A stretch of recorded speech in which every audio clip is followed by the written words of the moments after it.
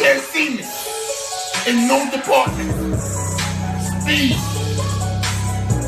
power, chance, heart, none. Alright.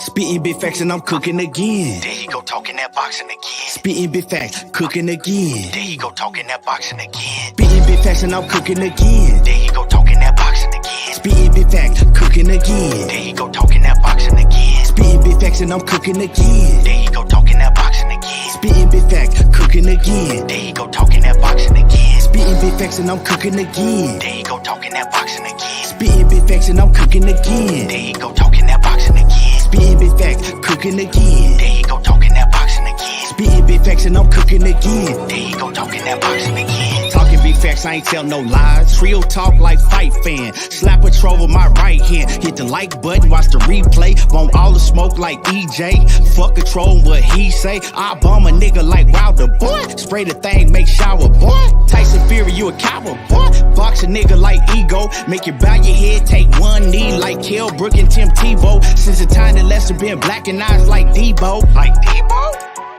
And I'm a breadwinner like Kevin Gates. Smoke strong, make you levitate. On my evil spins, might meditate. Gon' watch me, you gon' steady hate. But I pimp the game like 7-8. 7-8. And I'm a big stepper like Money Brown. I don't mess around, I don't fuck around. But I fuck around, not wear my crown. Fuck around, not wear my crown. Spitting big facts and I'm cooking again. There he go talking that boxing again. Spitting big facts, cooking again. There he go talking that boxing again. Spitting big facts and I'm cooking again. There he go talking that boxing again. Spitting big facts, cooking again. There he go talking that boxing again. Spitting big facts and I'm cooking again. There he go talking that boxing again. Spitting big facts and I'm cooking again. There he go talking that boxing again. Spitting big facts, cooking again. There he go talking that boxing again. Spitting big facts and I'm cooking again. There he go talking that boxing again. Trio talk like fight fan. There he go talking that boxing again. This trio talk like fight fan. There he go talking that boxing again. Trio talk like fight fan. There he go talking that boxing again. There he go talking that boxing again. There he go talking that boxing again.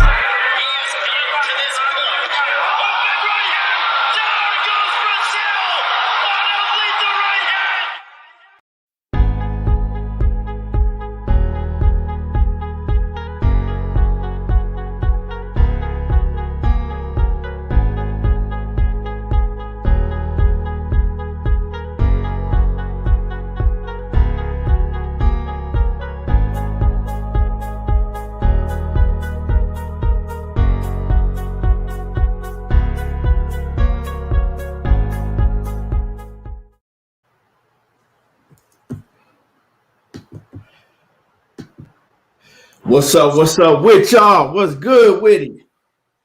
What's happening with it? Money. What's going down, bro? How you feeling? How you feeling? Oh man, St. Pimp suit just reheated. Yeah, Macadocia, Mac of the South. What's happening? Chris Mitchell in the building. What's good with you, fam? Durante McKelvey. What's happening with it? What's going down, fellas? Mac of the South, Chris Mitchell, Durante McKelvey. Yeah, man. And y'all already know what to do. When y'all come in the building, y'all smash on that like button. And hop in the comment section. Let us know that y'all in the building. That's dope. What's going on with you, Money? Man, chillin', I can't call it, fam. Yeah. Just pushing out the videos. Yeah, I see you. I see you. I had shout out. I made a little post on Spencer Ferguson on my Instagram. BFTB going crazy over there. I was watching it right now. I watched it. He on some bullshit, but I didn't get to comment because I just watched it right now. You said BFTB over there getting on his ass. I'm dying laughing, dog. Hey, yeah. You know, but Spencer Ferguson, he did that shit before though. Like he always saying some slick little shit off the wall, then try to cover it up with something else. Like he said some little slick shit about us. Oh, the Wilder fans up the news, you know, man. They didn't look like I got on his ass that time. Like this ain't my first time getting on his ass. His ass no. Yeah. Fuck him. Randall Bivens, what's happening with it? Man, the NBA draft is today too, ain't it? Ain't it tonight? The NBA draft? I mean the NFL draft. I think it is. Today Thursday, right? Yep. Yeah. Yeah, man. What you think about Trevor Lawrence? I like him, dog. I like Trevor Lawrence. Yeah. Like, with every quarterback, if they come to the right system, but all of them got potential. But I like Trevor Lawrence, bro. You know, the NFL is different than college. So you come in, if you got the right motherfuckers in front of you. But like I say, it don't matter how good you is, if you ain't got nobody blocking for you, you're only good as your offensive line as a quarterback. But he got all the potential. He can make the big throws. He can make the short throws. You know what I mean? He got his little flaws like everybody else. But I like Trevor Lawrence, bro. You know, I'm big on Clemson. I like Clemson, but you know, we go see what he's doing in the NFL. Yeah. You saying is he worked the number 1 overall pick? Is that what you're saying? Yeah, that's what I'm really asking. Yeah, I think he is. I think you take a chance on him. I don't know, man. Because he that pocket quarterback that they looking for. You know what I mean? Like he can stand inside the pocket. It's just gonna be the health situation though. But he can. That's why I say when you got the arm, bro, you can make the throws, the short, the middle, and the deep throws. That's what they be looking for though. But he's the pocket quarterback. But we see like what style is being successful. But even with that style, you just see with motherfucking Patrick Mahomes and Lamar Jackson and my man's in Texas, Deshaun Watson. We see that shit, but at the end of the day, we see what Tom Brady just did to the motherfuckers. Yeah. What you think about Patrick Surtain? Is that the boy from Alabama, the cornerback? Yeah, I like him, bro. I like him, but I'm running with I'm liking the receiver more though. But the cornerback, why you say that? Huh? Why you say that? Who looking at him? The cornerback. The Cowboys. He's supposed to be the best. He's supposed to be the best cornerback in all the. Yeah, no, I knew it had to be something to it, but yeah, no, but I like him, bro. He's supposed to be the best cornerback in all of college football. Yeah, he knows Floyd. Cornerback. Hey, you know Cleo gonna come in here and rep his Oregon because you know my man Cleo Floyd. He an agent. He a football agent. So he said the safest pick in the draft is Kyle Pitts and Penny Sewell from Oregon. I don't know about the safest pick, Cleo, but damn good talent. Is Kyle Pitts that tight end, right? Because it's a badass tight end in the draft, dog. They talking about they ain't seen no tight end like this in like 30 years. I think that is Kyle Pitts. Yeah, that's tight end. That motherfucker bad, dog. I don't know about the 30 years and all that shit now. Have you seen Kyle Pitts from Florida? Yeah. Dog, that motherfucker bad, dog. Yeah, but I'm talking about when they said the 30 years, I don't know about the 30 years.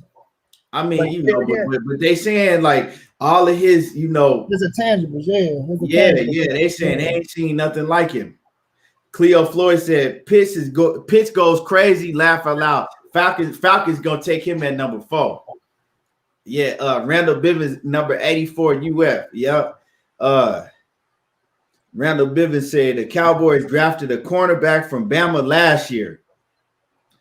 Diggs. Yeah, Diggs can play though, but he just be injury prone. Diggs can play. Durante McCall say, I guess they didn't see Rob Gronkowski. Yeah, real talk. Gotta get Gronk his credit, dog. I can't take it away from him. Yeah, Gronk was a beast. That big motherfucker right there. The run the way he run to be that big, dog. Come on, man. You know he just broke the Guinness Book of World Record out here. Huh? You know he just broke the Guinness Book of World Record out here. Who, Gronk? What yeah. did he do? Drink the most beers? Nah, hell no. He caught the longest pass ever in history. Oh, from the helicopter. Like, yeah, from like 6, I think it was like 6,000 feet in the air. You know how hard that shit is, dog. Yeah, dog. You talking about from that high, damn right, dog. That's crazy, bro. To have that focus, dog, and not only that, to have the hands, because that motherfucker coming at a velocity, dog. Like, right. He had 3 tries. The first 2 he dropped. The third one he caught that bitch. I seen it though, but I never watched it. Like I seen it, they threw it from the helicopter. Crazy, like, man. Yeah, I'm gonna hard that ball was coming down. I'm gonna go check it out now. Yeah, you got to check that out. Cleo Floyd said the Cowboys need to take J.C. Horn, defensive back from South Carolina. He shuts fools down. Yeah, I heard about Horn too. I ain't really seen him play like that, but I heard them talking about him. Yeah, but around the Bengals, everybody in the NFL, everybody fast in the NFL though. Damn, nah, but dog, for a tight end to be running a 4.4, that's fast. Because you're going to have a problem covering him because they're going to have to move their best DB and put on him. So what they going to do for the rest of the receivers? I mean, he got to get out. This is what he do off the line. Is he strong off the line? Then when he get there, right? What a safety at? You know what I'm saying? But like, I mean, he a threat. He a threat. Now, don't be a mismatch because if you put a with the linebacker, he gonna be stronger than the DB to get off of lane. Ain't gonna be able to hold him up on the line. Well, listen, I'm saying with a linebacker right there to jam his ass, right? Because you got to see a linebacker ain't got no chance with this kid. It ain't about right covering, bro. It's about what you do off the line. You got X amount of seconds before you get into stride. Before they get to the quarterback. Now, if you got I know, but he's off the line. I know. If you got a shitty ass defensive line now, you know you might be talking. But it's like when you get into the middle, you know, man, the NFL different, bro. They go scheme for your motherfucking ass. And Jared Cook one of those slow tight end. Jared Cook has speed out there, bro. Jared Cook has ran like a 4.4, if I'm not mistaken. So I got to make sure I'm right on that though. Don't quote me, y'all. I think Jared Cook didn't run no 4.4. I think Jared Cook was around a 4.4, bro. I'm telling you, dog. Look. Watch this. Jared Cook had that speed, dog. I just put that nigga on the fly. Randall say he might be the Shannon Sharp 2.0. Yeah, see, that's what Shannon Sharp, a lot of people don't know. Shannon Sharp was a motherfucking wide receiver, and they turned him into tight end. You know what I'm saying? He was a wide receiver. What's good with it? Knockout boxing. 4.49. Nigga, I told you quit playing with me, dog. Huh? Don't be telling me you don't know my football, dog. You say he ran a what? A 4.49. Don't say me that's no 5. I don't give a fuck about that. Damn near 5. They don't count that. Dog. That's a 4.4. You gotta round it. Hey, you gotta round that bitch up. That's a 4.4, dog. You gotta round that bitch up. Hey, what was Pitt? Let me go see what Pitt was. Because I ain't see it. I ain't gonna talk to you. Yeah, I'm trying to see those 4.4. You gotta round it up. Nah, I mean, he ran a 4.4, nigga. I know that. I remember my dog. What's good with you, Brandon? What's happening with it? Yeah, but we gonna see. You know what I'm saying? I'm gonna tune in definitely, man. Nah, they ain't rounded up knockout. It was 4.49 set on that thing. They ain't rounded up. Nope. Yeah, you got that's real. Tell them knockout. You gotta round that money. You gotta round that bitch up for real. Okay. A 4.49. That's a 4.5. You gotta round that up. Yeah, no, I ain't rounded that up. He ran a 4.4. You can't even blink that fast. Nah, but I knew he ran the 4.4. I know he was around that 4.4, but I'm just saying how Jared Cook was, because his ass was a little freak too. His ass he couldn't stay healthy, but he won like I fuck with Jared Cook, especially in St. Louis. Huh? I said Jared Cook must be from St. Louis. Nah, you know, we had him with the round, but he was with Tennessee at first. I'm talking about when he came to us, he did good. But I'm talking about being with Tennessee, bro. Jared Cook was a monster. I'm like, damn, boy, I hate like that matchup was crazy, bro. But yeah, we had him. I ain't gonna lie, we had him over here. I already know. I was like, it got to be something to this Jared Cook shit going on. Hey, but yeah, man, a lot going on in boxing money. A lot going on, man. Man, what you know what I'm saying? A lot going on, man. What's up with that Canelo situation, man? I'm gonna let you cook on it, and I'm gonna go ahead and backdoor you. He had a 4.44. He ran a 4.44. Yeah, that motherfucker. Yeah. See, that's 4.4. That's you know, you got to round that down. Cook ain't off that, but Cook ain't off that much. But nonetheless, man, how everybody doing out there, man? Look, it's just Canelo, bro, came out this week, and he just to me, you know what I'm saying? He set the boxing world on fire, bro. With his fight coming up against Billy Joe Saunders next week, you feel me? When I see Canelo talk the way he talks, bro, I can just tell he's in a comfortable place in life, dog. You know, sometimes when you're going through a lot of shit, bro, you know what I'm saying, you be quiet, you don't want to speak on certain shit. But when you come out and talk about the shit that's been going on in your life and you're comfortable talking about it, bro, you can just tell it's a lot of fucking stress off your shoulders, bro. You know, like with Canelo, like him coming out, and I don't know if all y'all seen the series of things of that nature. Canelo talking about Oscar De La Hoya, talking about his brother being kidnapped, you know what I mean? Talking about his contract situation, talking about the zone. and uplifting, you know, Latino fighters and things of that nature and shit.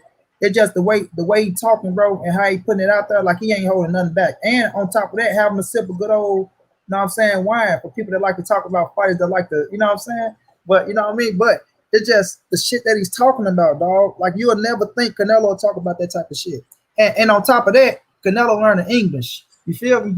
He learning English. Good English. Yeah, he been living in America. He been learning English, so you gotta respect him on that nature. I know there's a lot of motherfuckers that don't like Canelo out there for certain reasons. And I'm not trying to tell nobody to like Canelo. I like Canelo. I'm a fan of Canelo, so I fucks with Canelo. I've been fucking with Canelo. Like watching that made me even, you know what I'm saying, like have a more respect for him because I watched the whole interview all the way through. That shit was, it was dope. It was dope. That shit was dope, bro. Because it's like you can just tell a real one, dog. Right? Like. We from the struggle, you know, everybody got their own struggles and shit, but he came from a struggle as well, bro. And his struggle, telling this truth, like I say, dropping out of school at 15 years of age, right? We do that same shit, right? But we drop out in 9th grade. He dropped out in the 8th. You got some people drop out in the 8th. You feel me? How he say he didn't start boxing for money. He just started boxing because he liked it. The shit. It was a getaway, and it was take pressure up off him from his mom and his pops, divorcing and shit like that. So just that type of shit, him knocking out a 35-year-old at 14. You know what I'm saying? Chapo talking about how he was a little nervous for him and how nobody wanted to spawn him, right? They was going to send him to Olympus, but shit, he couldn't even get no work to even get ready for the Olympus. Nobody wanted to spawn that motherfucker. He was that dangerous, bro. This motherfucker knocking shit out at 14, grown-ass man. So what you think? If I'm 14 years old, bro, right? And I'm sitting up there and I see this 30-year-old ass man, I'm like, damn, he hit hard. And you put Canelo ass in there, 14, he knocked this motherfucker clean the fuck out. And I'm looking at him, and they telling me, hey, Padre, get in the ring. Hell no, I'm not getting in that ring. Is you crazy? That motherfucker just knocked out a 30-year-old man. What the fuck right. You know what I'm saying? At 14 years old. At 14 years old. We talking about no man off the street. We talking about a man that was a fighter already. Exactly. This is my best friend. I ain't trying to fight him. I'm trying to become friends. Hey, Canelo, you okay? You need any water, buddy? You feel me? I ain't nothing motherfucker trying to fight no Canelo. But it's just the story, bro, his come up and shit like that, his rise, where he say, like, and he keeping it real. Like, he like, y'all motherfuckers think I got it all. Like, it's all peaches and roses for me, not knowing the shit I go to. Like you're saying, it's difficult, man. It's difficult, like, but he cussing with it so you can tell that he trill, though, bro. But his brother getting kidnapped, bro. We can venture off into that shit. His brother getting... And one other thing I want to say is that, you know, people don't know his older brother was training him. His older brother that is a professional fighter, that was a professional fighter, was his first trainer. Yeah. And he said Canelo started, he was learning too fast. He said he picked up on everything so much faster than everybody else. He learned at such a fast pace that he was like, bro, you getting better than me. I don't know how to train you no more. It's nothing else that I can teach you. Like, you learning too fast for me. Like, I'm a professional fighter, but I can't train you. You're gonna have to go to somebody else. So that's how he ended up getting with the Rhinoceros, because his brother was like, man, you learning too fast. I don't know what else I can teach you, because they said that with boxing, Canelo was just like, he was such advanced. Like, they would show him things and he would pick it up so much faster than everybody else. And it's some kids that's like that. You know what I'm saying? My daughter was like that. Like, she would just pick up shit so fast. And then other kids, you know, it takes them a long time to learn things. You know, some kids are just gifted like that. You know, they just pick up things fast, at a fast pace. And that's how Canelo was. That means you special shit. That means your ass blessed with something. Right. For real. Right. People don't like to acknowledge that, but shit, that means you blessed with something. So when you look at that situation, bro, and I like that too, Key, because it's like, shit, I can't, but you gonna be whooping my ass in a minute, embarrassing me. So let me go and take you up to the chip. So he kept it true. He could have kept him by his side, like, oh well, but he was like, man, I'm gonna keep it real with you. I can't train you no more. You learned it way too fast for me. And y'all hit that like button. As y'all come in the building, make sure that y'all hit that like button. But yeah, go ahead, Money. But yeah, though, bro. So the situation with his brother getting kidnapped Saturday morning of the fight of him and Rocky Fielding. It was him and Rocky Fielding. Rocky Fielding, right? Yeah. So the way he was explaining it, right, you can tell that he went like Canelo wanted no bitch about the situation. You can just tell he like, I had to negotiate 3 days with these assholes. You know what I'm saying? So you can just tell like he on the phone. He ain't talking scary to these motherfuckers. He probably like, what the fuck y'all want? Like, all right, you motherfuckers want money. How much money y'all looking for? He didn't go to no police. You feel me? Because here, if your brother or sister get kidnapped, the first thing your ass doing is jumping on the phone. To the Calling, police, right. Daughter can be gone for 3 hours. I can't find daughters.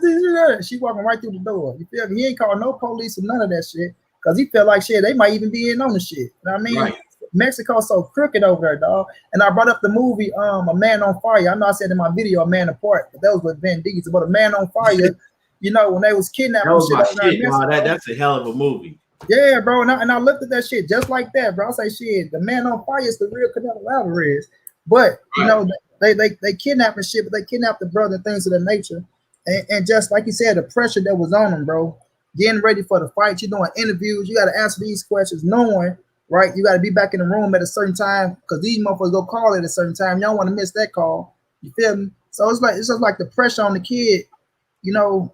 I ain't gonna say kid, a pressure on his ass at that time where he was doing what he was doing, bro. You know what I mean? And that shit right there just show you how tough Canelo is, mentally wise and physically wise. Because mentally, bro, you got to be a strong mental motherfucker to be dealing with all this shit. You wake up Saturday morning, day of the fight, getting a phone call talking about your brother is kidnapped. And you know it ain't no joke, depending on where the call come from. You know this ain't no joke. You know what goes down in your country. You feel me? You know what goes down in your country, so you know this shit's true.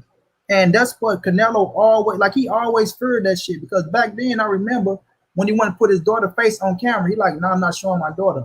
I remember that shit way back when he was not showing his daughter's face. I think it was around the Mayweather fight, around that time. Either the Mayweather fight or before, they trying to put his daughter on camera.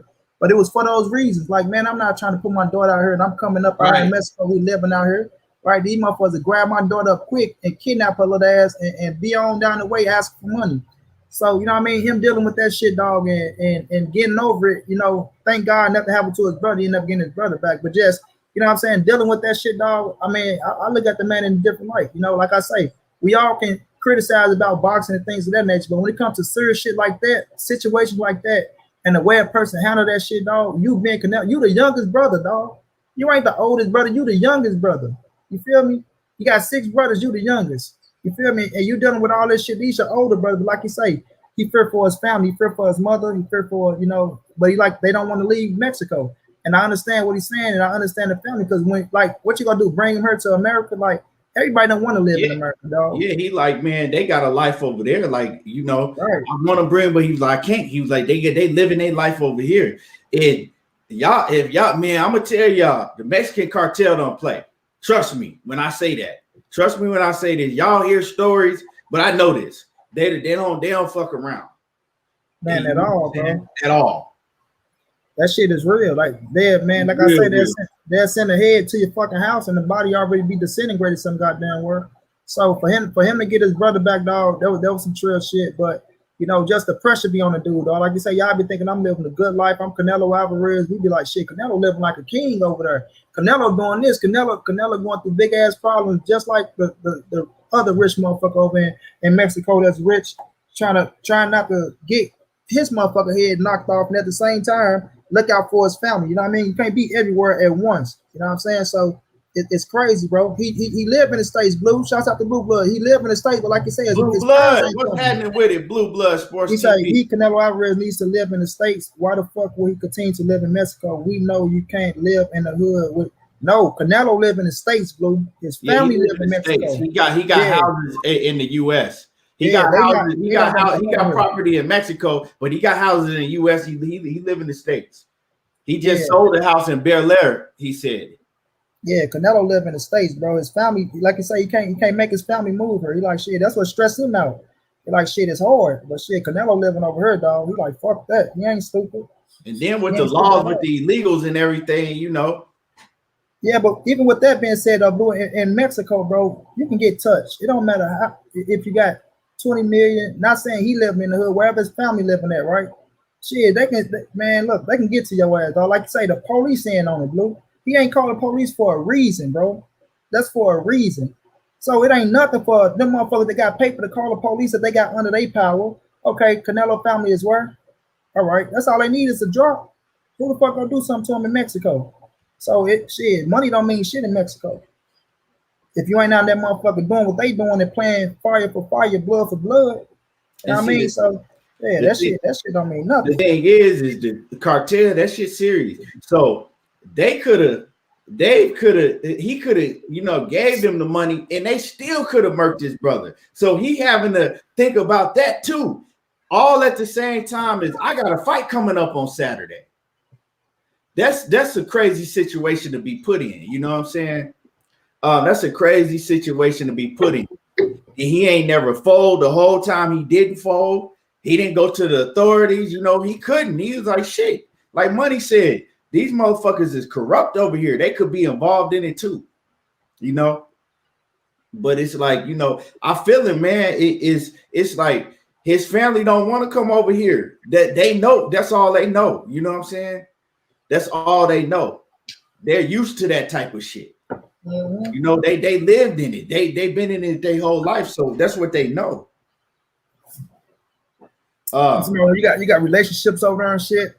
You right. got things going on over there. Family that you look, this other family that you got over there that you're looking out for, that you feel responsible for. Shit, if you leave, what they go. It's a lot of shit that go into a family, dog. So we just can't tell a family to just pick up and go. Or I'm just gonna take y'all out the equation. You know what I mean? What would that affect the people that look up to them? So everybody's family is different, bro. Everybody's family is different. So I look at the situation as, you gotta deal with it. You gotta deal with it. But he dealing with it. He ain't crying like no bitch about it. It ain't like in this motherfucker saying, oh man, I need help. I do this. He dealing with the situation. You know what I mean? But he just telling his truth. And that's what I respect about it, bro. You gotta respect somebody that's telling their truth.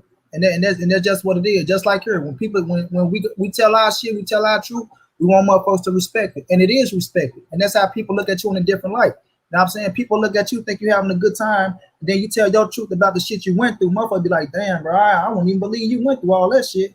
But they look at you in a different light then. So I look at it the same way with Canelo Alvarez, dog. You won't think Canelo Alvarez was going through all the shit that he was going through. And I look at the man in a different light on the motherfucking human side, on the personal man side. Fuck the sport. But that shit deeper than the sport. You know what I'm saying? So I respect Canelo, bro. And he's still doing what he's doing to get to where he need to get to. And he handling this shit like a man, dog. And I gotta respect that. Yeah. Most definitely, man. Just watching that, it give me a whole nother respect for him. You know what I'm saying? And man, everything ain't peaches and cream. But hey, he living, hey, motherfucker living right. Yeah. One down, coach. How you feeling, coach? He living right over there. He living big boy style. My man say his brother set it up. Hey, he said he wasn't giving his brother enough bread. That boy put a man on fire for real. And salute to Lori in the building. Y'all make sure that how you doing, Lord? Everybody make sure that y'all go support Lori in her boxing group on Facebook. It's a lot of fighters in that group. It Loyalty Promotions and Boxing on Facebook. Make sure that y'all go on Facebook and subscribe to Loyalty Promotions and Boxing. My man Knockout 86 TV. Knockout said he didn't made it. He said a troll made a whole video about him. Man. Hey, yeah, you didn't made it, Knockout. You didn't made it. Knockout the man now, boy. You came up. Yeah. You ought to, you know what I'm saying, write him a thank you card. You know what I'm saying? John Kramer, what's happening with it? He said he think Canelo staying Dago. Bumpy Thompson says, if you love it so much there, then you have no problem with the repercussions. But see, this is what y'all don't understand, though, right? And I'm gonna let y'all know. He can move his family out of Mexico. If his family is anywhere in the West Coast area, they still can get touched very easily by the cartel. If y'all think that shit ends in Mexico, hey, you very wrong. If y'all should think that end in Mexico, y'all very wrong. Like I said, y'all don't know the half of that shit. Trust me when I tell you that. Bumpy Thompson says, I read that one. Pedro Reyes says his brother probably Money read that. What's good with it, coach? What's happening with it? Coach.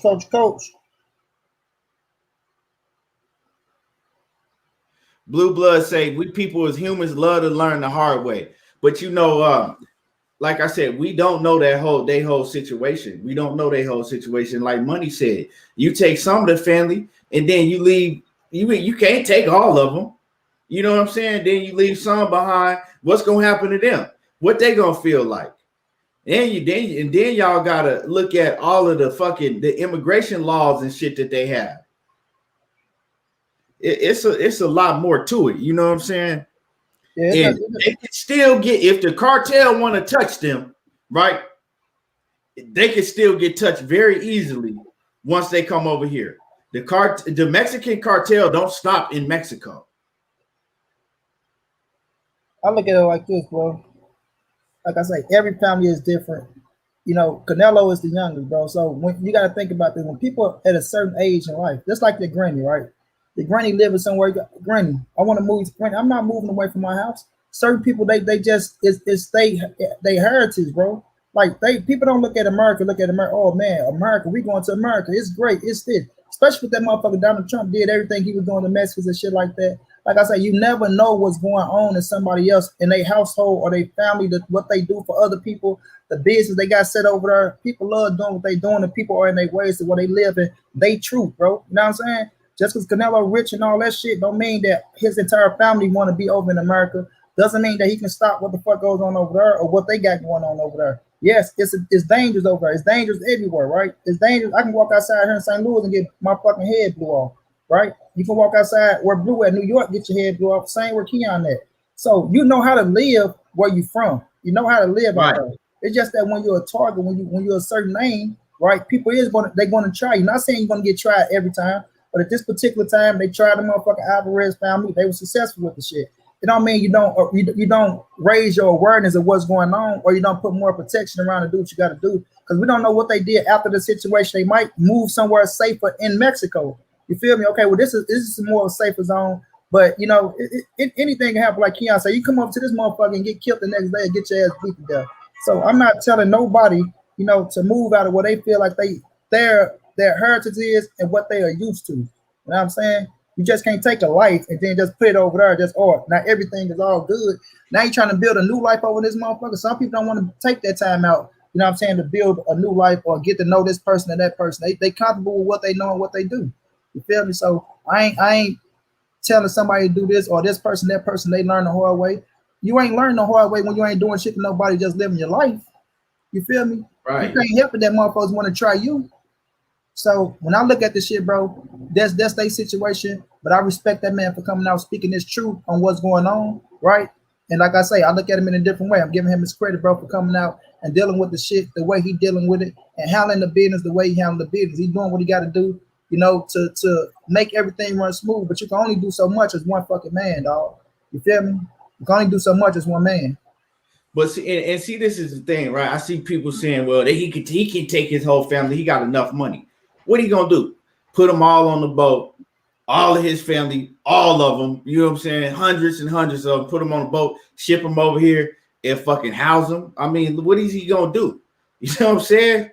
Like it's more complicated than that. You feel what I'm saying? It's more complicated. Y'all can't name one rich celebrity, right, that has family in Puerto Rico, Mexico, Cuba, whatever, that has a whole for Africa, that have their whole family that just came with their whole entire family. Y'all got to think more realistic, you know. But like he said, hey, you know, he wished that he said they have their life over there. He said they don't want to come over here. Right. He wish they will, but shit, they don't want to do it. He wish they would. And you know, like I said, it's then you got to come over here. Now you got to hide. You got to do all that hiding and ducking and shit, because especially when Donald Trump was in office, you seen what he was doing. So, you know, it's a lot more to it. It's much easier said than done at the end of the day. Let me see. Blue Blood say, if their roots are deep, they know the consequences. So if they choose to stay, then they don't care about him either. They have to understand what's at stake. If not, you must separate yourself. Yeah, I mean, easier said than done, bro. Easier said than done, because they don't care about Canelo. They love each other, bro. That's why Canelo come to his brother wrist like that. Now, is it dangerous? Yes, it's dangerous as fuck. Could it fuck up some shit or something happen to Canelo where he lose X amount of dollars? Yes, that's true. But at the same time, you just can't tell a family, look, this, you got to come over here. Even though if it is dangerous, like I say, we all know how to move around danger and shit like that. You know what I mean? But they not looking at it like that, bro. Like I say, that's their way of living over there, dog. That's their way of living. You feel me? I got you. I got you. I got you, Blue. I drop it in the Yeah. Everybody not coming over here to live, you know, or do you gotta live a certain way here, or do you gotta do this, or do you gotta do that? Like I say, you never know what they got going on over there. Like Carlos said, they got their lives, bro. I'll text you the link, Blue. I'll text it to you. Hold on. But yeah, go ahead, Money. My bad. Yeah, that's true. That's true, Coach. But guess where Boosie family living at? They still living down there in Louisiana. You feel me? They still living down there in Louisiana. So you think Boosie don't fear for his family in Louisiana? You can't move everybody. You know what I mean? Now, guess what? You move, let's say you move your brothers, your mama, your sisters, right? You move them out, right? You still got cousins, you still got aunts and uncles, right? So now, guess what?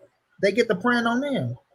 You feel me? Now, matter of fact, I gotta drop it in the chat. I forgot. I'm not on my phone, so I can't even text it to you. I got it, bro. I'll send it to him. I got Blue on Instagram.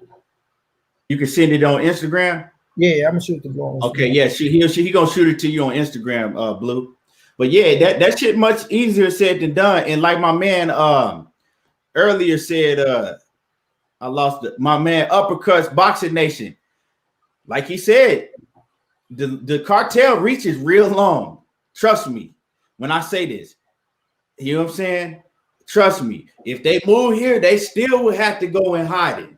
They still would have if they want to, if the cartel want to touch you, they reaches real long. But like my man said, like my man Uppercut say, hey, with the money that Canelo has, it's a very high possibility that he gonna have to go through that again. You know what I'm saying? You got to pay your dues with the cartel and all of that, and especially being a huge name like Canelo, it's certain dues that you got to pay. That's just how it is. You dig what I'm saying? It's certain dues you got to pay money. And if your dues ain't paid up, they gonna come get your ass. If they can't touch you, they gonna come get your family. If you in the States, they got a lot of cartel over here in the States. They'll come get your motherfucking ass in the States. And what he say though? What Canelo say? If it had been his mother, father, daughter, it would have been even harder. So yeah, like I said, that man, shit ain't just easy. It ain't just easy. They will come get you, dog. And that is a fact. That is a fact. And it's really, you know, you stuck in a hard position, but you see, he didn't fold. He didn't see that, and so that tells you something about his mental. How many people that could have went through that type of shit, right? And then fought that same week? How many people that could have went through something like that, having all of that shit on your mind, all of that shit you got to go through, you ain't sleeping, you probably not eating, none of that, and now you still gotta, and he did all of this, right? Going through the media, doing all of his interviews because it was fight week. You got all these interviews to do. You got all of these obligations that you have to do at the same time trying to negotiate a ransom for your brother. Yeah, and then you gotta get in the ring and fight. Took you 3 days to get that shit out the way. Yeah, so that's crazy, man. Even after the fight, you still had to talk to these motherfuckers. Now the real negotiation really get started. You know what I'm saying? So right. And it just showed you that we don't never know what type of shit people going through, you know, in their life. Yeah. You never know, dog. You know what I'm saying? Uppercuts. Blue say you can't access it like that. Here, I'll just drop it. I'll drop it in the chat, Blue. Okay, go drop it in the chat, Blue. I don't know why. Here. Yeah, it's in the chat. Just click on I dropped it in the chat, Blue. Oh, shit. Cartel want no high profile smoke on America's soil. Man, you tripping. Hey, trust me, you tripping when you say that. That ain't true. They'll cut your motherfucking head off and go right across that border and be chilling. I'm telling y'all.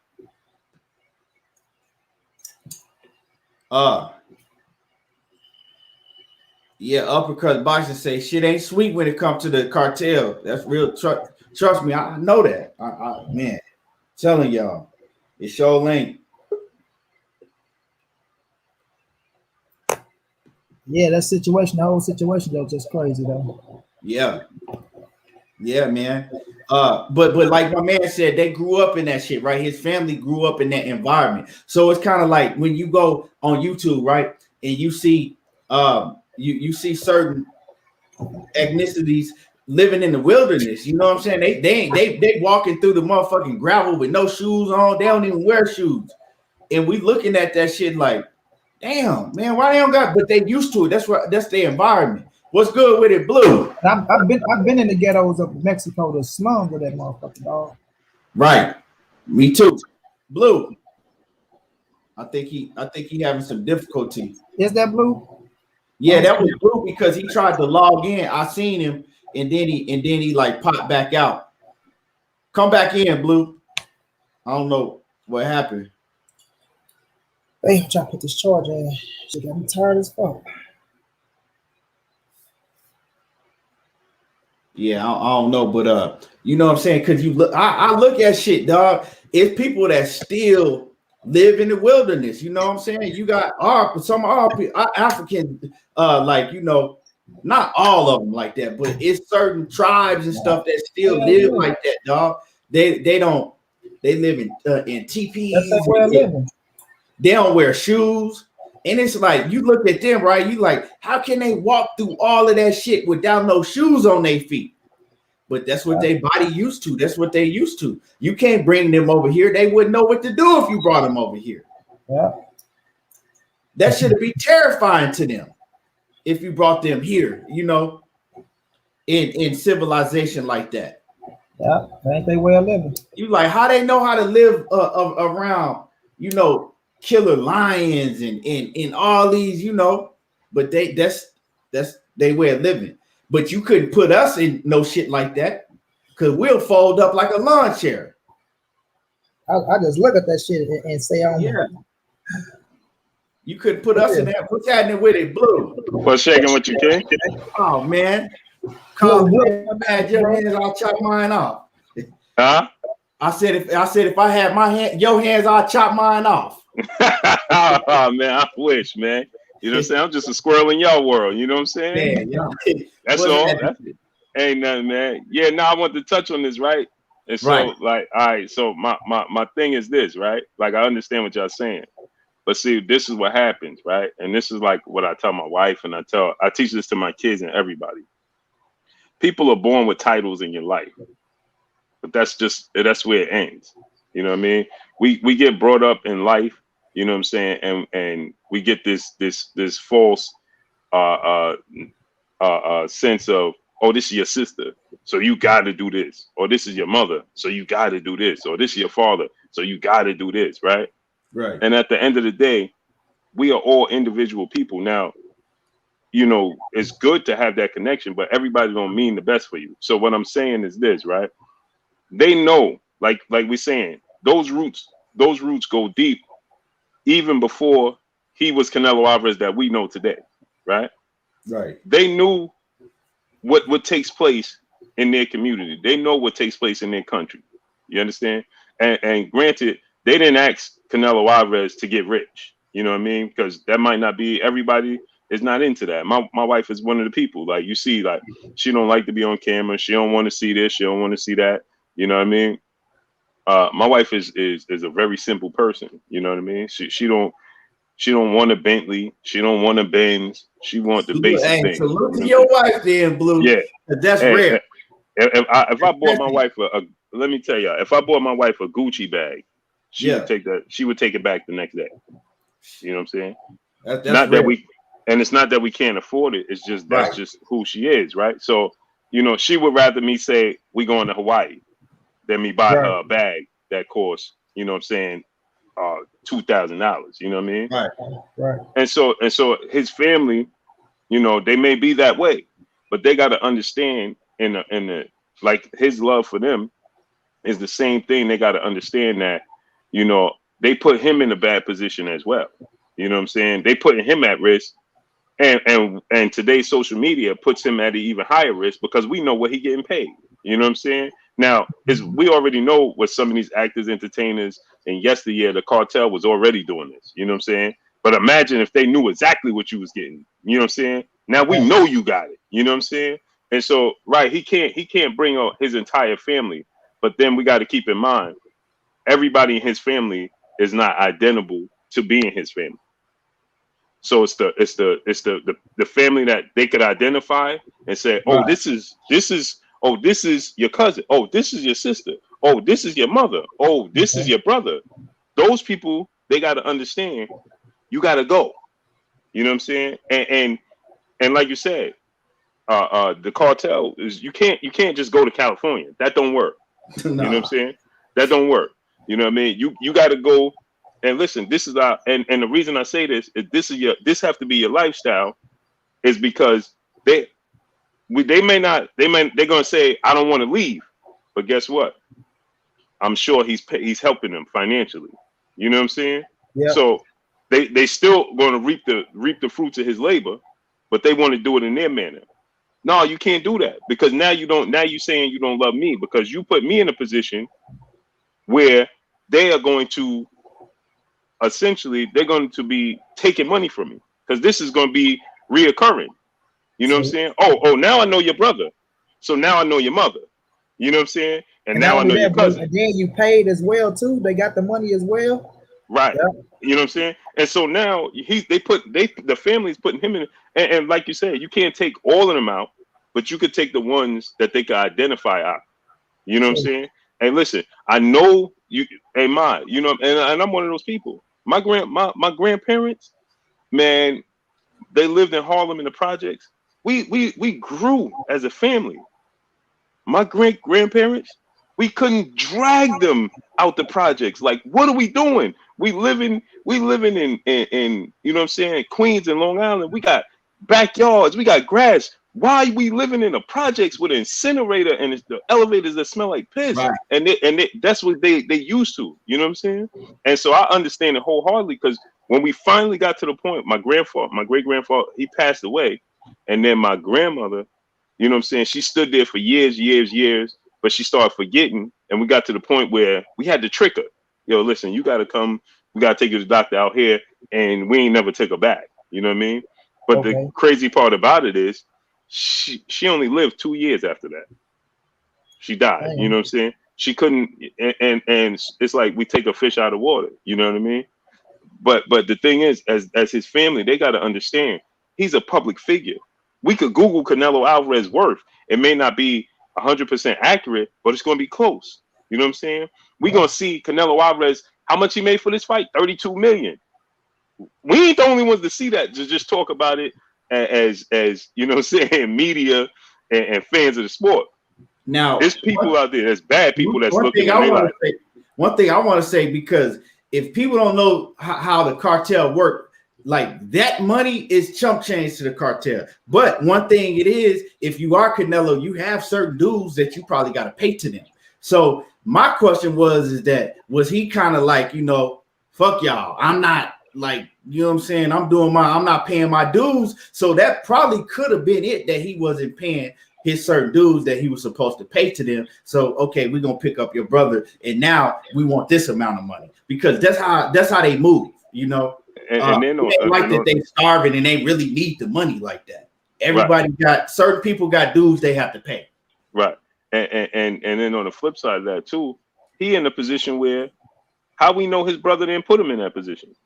You know what I'm saying? How we know his brother ain't say, yo, you got it, we want this, this, and this. And he's like, man, I'm not, you know what I'm saying? Because your brother's your brother. You know what I'm saying? Canelo they don't look at Canelo the same. He looks at them the same. You know what I'm saying? They see Canelo, they see a money symbol. You know what I mean? Hey, you got it.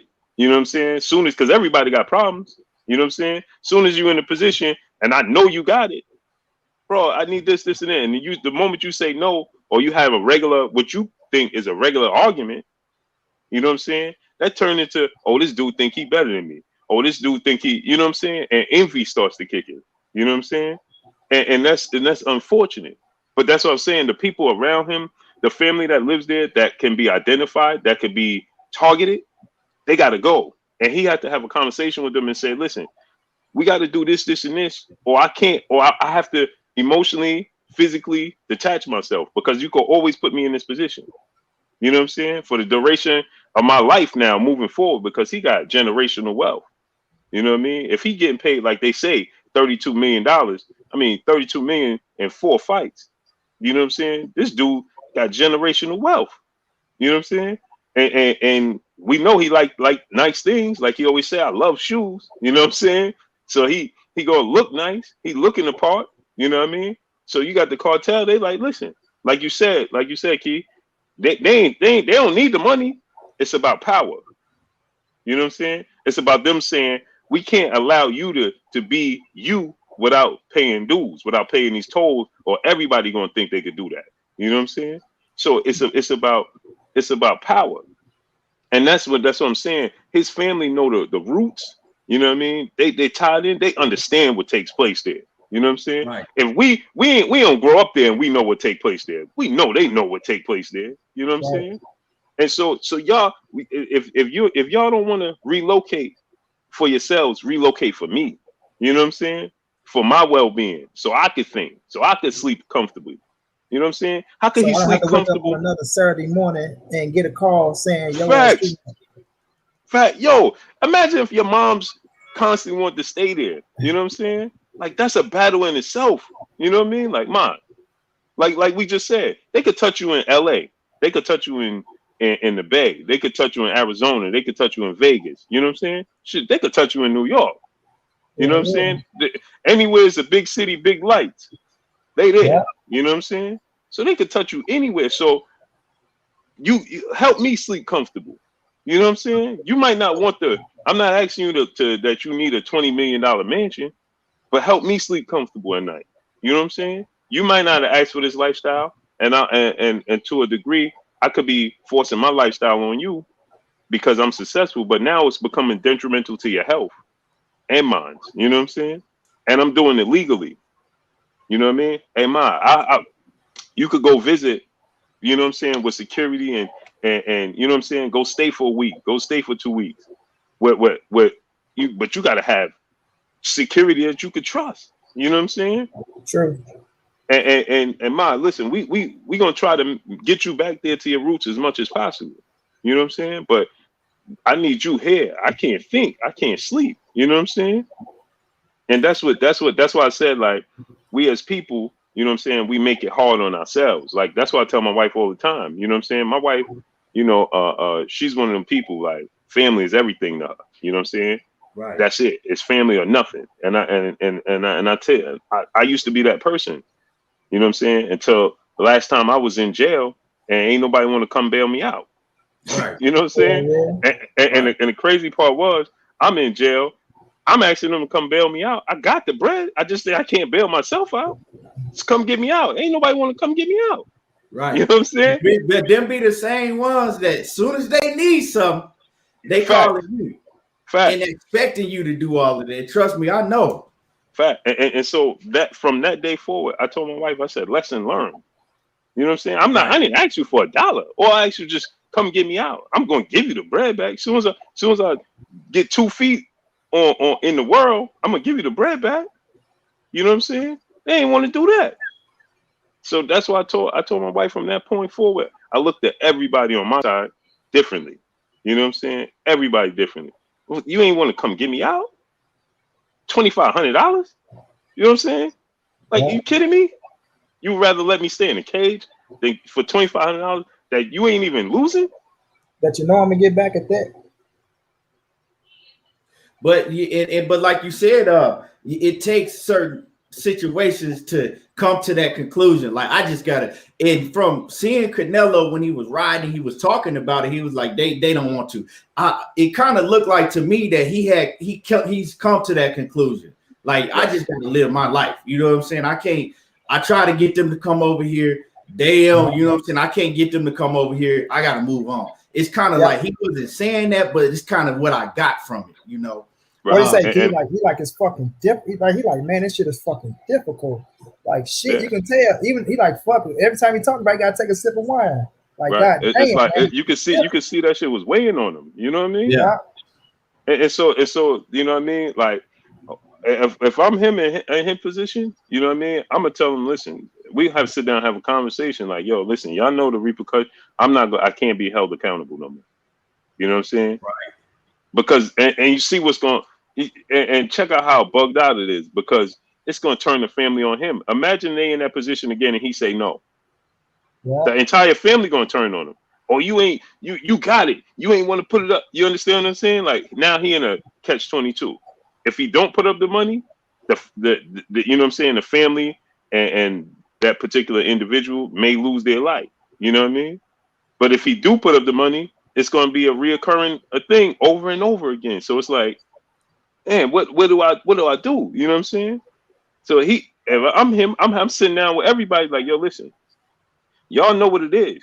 Don't expect me to continue to put up, because the it's only gonna get higher. The more you pay, the more they're gonna ask for. You know what I'm saying? If they say let me get 20 million, you put up 20 million, oh, you best believe that means you got 100. You know what I'm saying? Yeah. If you can give us 20, then that means you got 100. You know what I mean? So now I need 100. You know what I'm saying? Or like my man said, you know what I'm saying? Or like my man said, it could have been somebody in his family or his brother, right? They got into a situation, right? They got into the situation with the cartel. Now they don't have no problem snatching you up. They don't have no problem at all snatching you up. So his brother could have got himself into a situation. We don't know, you know, what the story is behind it, but you know, and check out how crazy it is. And like he said, I wouldn't go into the police. Shit, they corrupt themselves. The police is corrupt. I'm not going to them. I didn't even think about calling no police. And imagine this, right? And now imagine your family, because now he think he live in an undisclosed location, but family know where he at. Right. You know what I'm saying? Now that family, they telling the family, all right, where he at with his kids. You know what I'm saying? Where his kids go to school. You know what I'm saying?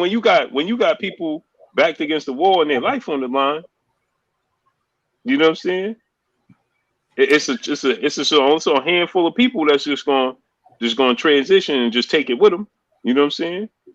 Most people going to be like, yo, he in San Diego. You know what I'm saying? Address. Now he think he good. And family member done gave him up. You know what I'm saying? So now that's what I said, he gotta separate himself from them. You know what I'm saying? But they always gonna constantly put him in a position to fail. Right. I tell you a quick story real quick. I got a homie, one of my mans, y'all know one of my mans is in jail. He got 210 years they gave him. You know what I'm saying? And this is all from a dude that gave him up. And this dude got caught. You know what I'm saying? My man was in jail for murder.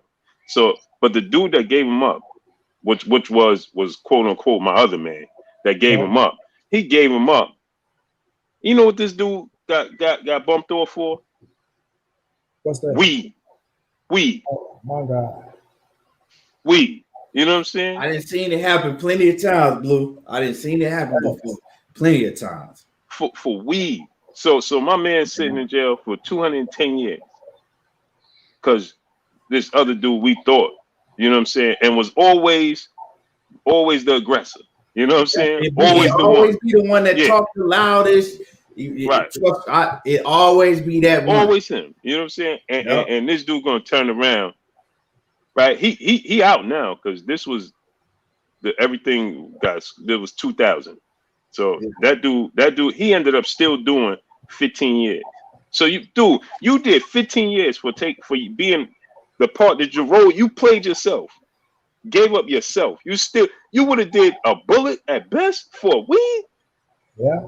For an ounce. He only had an ounce coming from Jamaica Ave in Queens. An ounce. You know what I'm saying? An ounce. And you let an ounce turn into 15 years. And this dude, friend requested me on Facebook like about 7 months ago. He friend requested me on Facebook.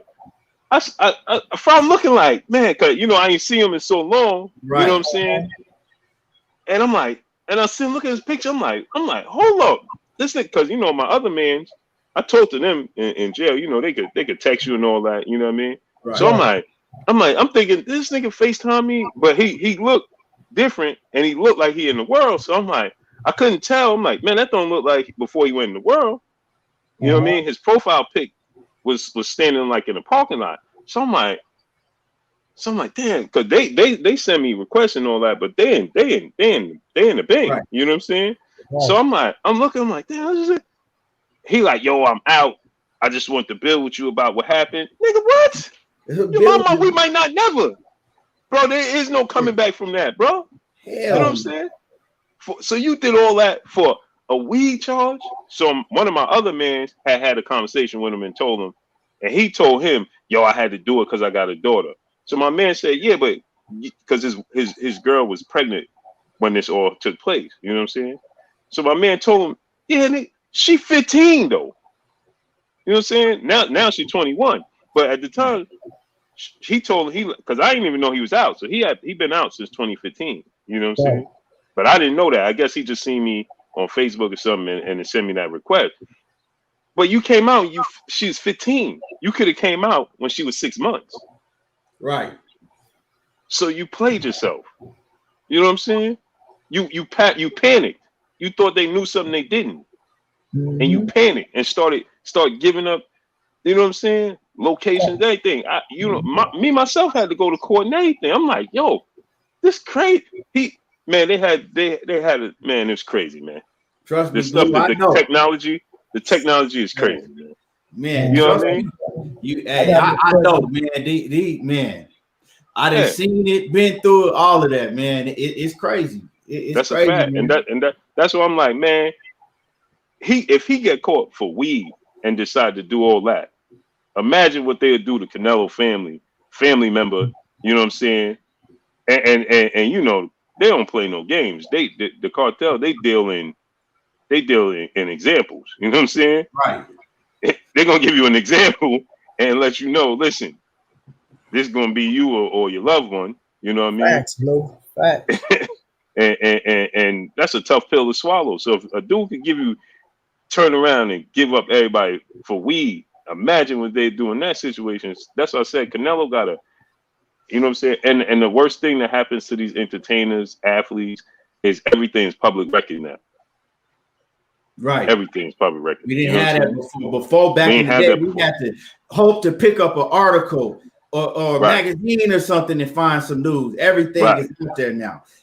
Coach, see, I didn't know this. Coach said that Canelo's brother, he was accused of murder before. So he in that lifestyle. Right. And that's what I'm saying. So imagine, like, and now imagine you got a brother that's out there and your mom, you doing it the legal way. He could be doing the illegal way, but your mom's is playing the middle because she want to stay in the issue. You know what I'm saying? She want to stay where the fire is hot. So now your brother don't got it. You know what I'm saying? And maybe Canelo could get to the point where he like, man, I ain't paying his debt, but you got to do it for your mother. You know what I'm saying? Right. And so that's the hardest part. Like, that's why I said he got to tell all of them and have a cold conversation. That's why I tell my wife right now, I have cold conversations with my entire family now. You know what I'm saying? Yo, listen, it is what it is. This is what I learned. I told my wife, it's me, you, and my kids. I love everybody. You know what I'm saying? But guess what? If I sense that you don't mean me no good, we done. You know what I'm saying? We done, because guess what? I was born by myself. I'm gonna go by myself. You know what I'm saying? And nah. You know what I'm saying? Like my family been through a lot. You know what I mean? My grandfather was killed by the cops. Then my uncle, my father's oldest brother, he was killed by the cops. My grandfather was killed in 1977. My uncle was killed in 1984. So my grandmother had to go through that in a 7-year span. Now she won both cases. You know what I'm saying? And that's why I tell my wife all the time. And we still act like this. Right. You know what I'm saying? You still can act like this to each other. Come on, man. Right. You know what I'm saying? Nah, come on, man. But yeah, I just wanted to say that I love y'all, man. Man, you know it's all love, King. Already. And Yes, we sir. will be in the Yes, building. sir. We gonna be on. We gonna be waiting for you later on to cook. For Right sure, there for in sure. the chat. For sure. Yes, sir. Salute to y'all, man. Yes, Salute, sir. Blue. All right, peace. All right, peace out. Yeah, man. Big Money. dog Blue. It's a it's a lot, man. Once you you know started, you know, thinking about the situation, it's a lot. Like I said, we didn't know that Coach came in here and said his brother was accused of murder before. So you know, it's they over there in Mexico. It's a lot of shit that be going down, dog. A lot of things that be going down. Yeah. Yeah, but you know, but at the end of the day, you know, you just never know. Like you said earlier, you see Canelo and you see these, you don't never know what they're going through. You feel what I'm saying? And Canelo show you he's solid because he didn't fold, and you ain't never heard nothing about this situation. You can tell the way he talk, bro. Like we know the truth on her, dog. You know the truth on her, so right. Blue been through some shit, but like Blue say too, it's gonna be on the family to think about that shit and be like, you know what, man, we is putting his life in danger. We is put, you know, just his mental state. Shit, as being a fighter, he got to be 100% focused on fights. If we put him in his fucking mental state, you know what I mean? He going to just one little off day to where, and if that off day is on that Saturday, you know, shit gonna come crumbling down. Shit gonna come crumbling down like a motherfucker. Then he take that L, it's really gonna fuck with him because he'll be like, God damn, man, like a lot of shit, dog. It's just a lot of shit though. But I just respect him on that aspect. You feel me? Just coming out speaking on certain shit that we never thought Canelo would speak on. Like nobody thought Canelo would come out and speak the way he's speaking. You know what I mean? Like I say, Q, when you said that shit, it shocked me. I'm like, damn, like, bro, I still got it. Like, you know, you say, I'm like, I got to see it to believe it. Like, you talking about when he got on Oscar De La Hoya ass? Yeah. Like I'm like, nah, man, that ain't Canelo rep. Like, hell, dude came in under the comment section, right, and told me, right, because I read the whole. You know, I read verbatim what he said, right? Dude came in my comment section and told me he didn't say that. I'm lying. Ain't no way that Canelo could have said that. Right. But see, he probably just feel like me, like, bro, that ain't, you know what I'm saying? Like, Canelo ain't, but then when you see it, you like, never hear him really say too much. Yeah, bro. So when you see that situation, it's like, okay, shit, Canelo ain't bullshit. Like, you know, when a motherfucker reach that breaking point, like, man, fuck you, dog. Like, I'm going through so much shit, but you can just tell he's in a better space in his life. Like you said, they like what so you being you know, a free agent now, like shit, the best thing I could have done. The best thing I could have done, you feel me? But touch on that though, Keith. What you think about him getting that Oscar De La Hoya motherfucking ass, you know, for only worrying about his goddamn self and making shit up, you know, behind his back that he ain't even know about. Well, it's like, you know, when he ran and got that, came out with that, what was it, like a 11 fight, 300 and what, 60 something mil, whatever it was. When he ran and got that deal for Canelo, the first thing I said, because I did a live and I talked about it, you know, I said, he better check that shit up and down because it's going, I said, you can't trust Canelo on them. You can't trust Canelo on them, right? And so, but his main thing is that he said that he negotiated with them, right? The deal for the 365 mil or whatever for the 11 fights, he said that was the deal that they negotiated, right? But he said that in the deal that they were negotiating, they had an agreement, right? That was supposed to be in writing, that if he fought a mega fight like a Triple G fight, or Mayweather, or, you know, just a huge name in the sport, then they have to sit down and they have to negotiate a deal separately from that deal, right? So he was like, yeah, you know, it might not sound right, but shit, I'm in my bag. I'm thinking about myself because they think about themselves. So, and so you got to understand it, because if I go and fight, right? If I go and fight a huge fight, let's just say somebody that got a name like Mayweather or Mayweather rematch or something, right? That fight is going to bring in 200 mil, right? Now I'm getting paid 34 mil or whatever, in the fight generated 200 mil. No, those type of fights we have to sit and negotiate. right? Depending on the back end money and everything that the fight is worth. Now, for every other fight, I got my I have my minimum that I'm gonna make, you know, contractually, and that's what it is, you know. But when I go into a big fight, we're gonna have to negotiate. So what Oscar De La Hoya and them did, they agreed to it. They looked him in his face and said, yeah, that's gonna be the deal. But they went behind his back, right? And already promised the networks, okay, he gonna be fighting motherfucking Triple, guaranteed for a third time. This is how much the versus is gonna be. And he like, nah, that's not what we agreed on. We didn't agree on that shit, you know. It's and then he also says that he was in the midst, right? He was going through a lawsuit with All Star Boxing from some old shit that was stemming, right? In Miami. Yeah, in Miami. He was going through a lawsuit with All Star Boxing Promotion, right? And they wanted him to make that fight right then with Triple G. But so that's where the delay was. Because remember, we was like, when he gonna fight Triple G? Why he ain't fight Triple G? And it was a long delay, right? So he said he was going through a lawsuit, right? And they was pressing him to fight Triple G, you know, the sanctioning bodies and everybody, right? And he was telling them that I can't. I'm in a lawsuit right now. I got to deal with this first, right? And they like, well, we're gonna have to strip you of your belts, of your title. And so De La Hoya and them, and they came and it was like, you know, hey, they talking about they gonna have to strip you of the title. You know what I'm saying? You're gonna have to get a title up.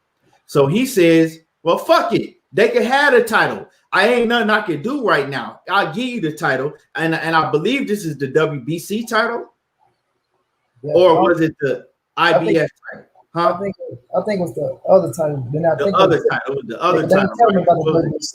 The WBA or whatever one of them titles it was, right? Yeah. So he said, well, kind of basically like, I don't give a fuck about this title. Like, tell him to take it, right? But he says that they told him that they were just taking that one title. They didn't tell him that they were going to strip him of the WBC title also, right?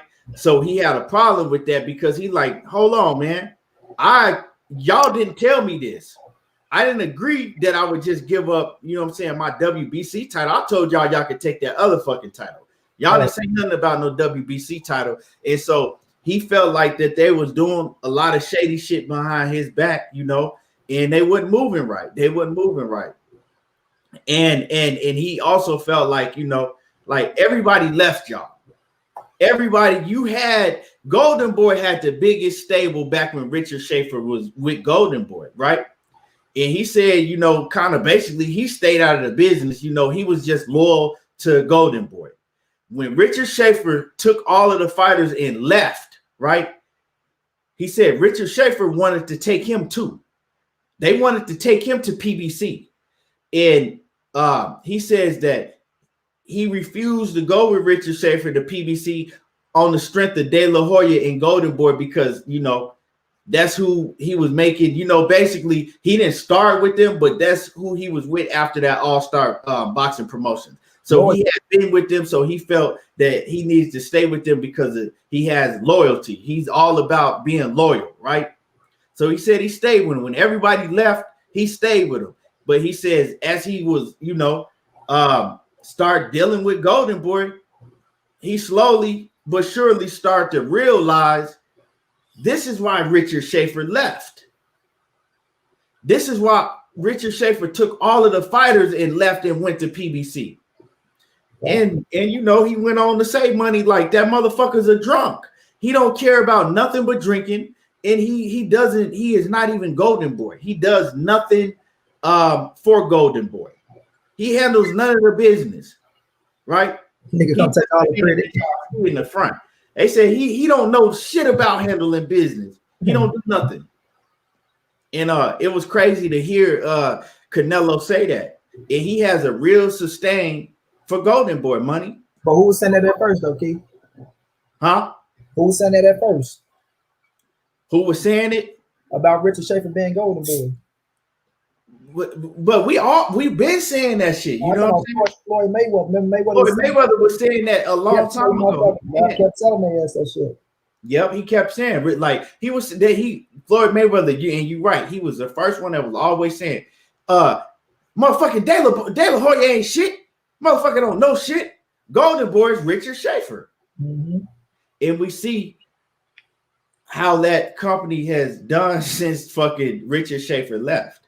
You got to understand, Golden Boy was Golden Boy was bigger. They had grown bigger than Top Rank Boxing. Yeah. Golden Boy had took over boxing for a minute. They had everybody. They didn't have Wilder. Yes. All the PBC fighters. They had Charlos. They had everybody. Yeah. Everybody. Spence, everybody. They had everybody. You know, think about it. Keith Floyd was fighting all the Golden Boy fighters, beating their ass. Right. I beat you. Then I beat your whole roster. Matter of fact, they should call me the Golden Boy. I beat your whole roster. Now, with this being said, right, and I don't want to make no assumptions on nobody's mental health. I mean, I see a lot of people talking shit about this shit, but with this being said, it makes you think like, is this why Ryan Garcia is like, hey, I'm taking some time off to focus on my mental health and my health and whatever? Do you think that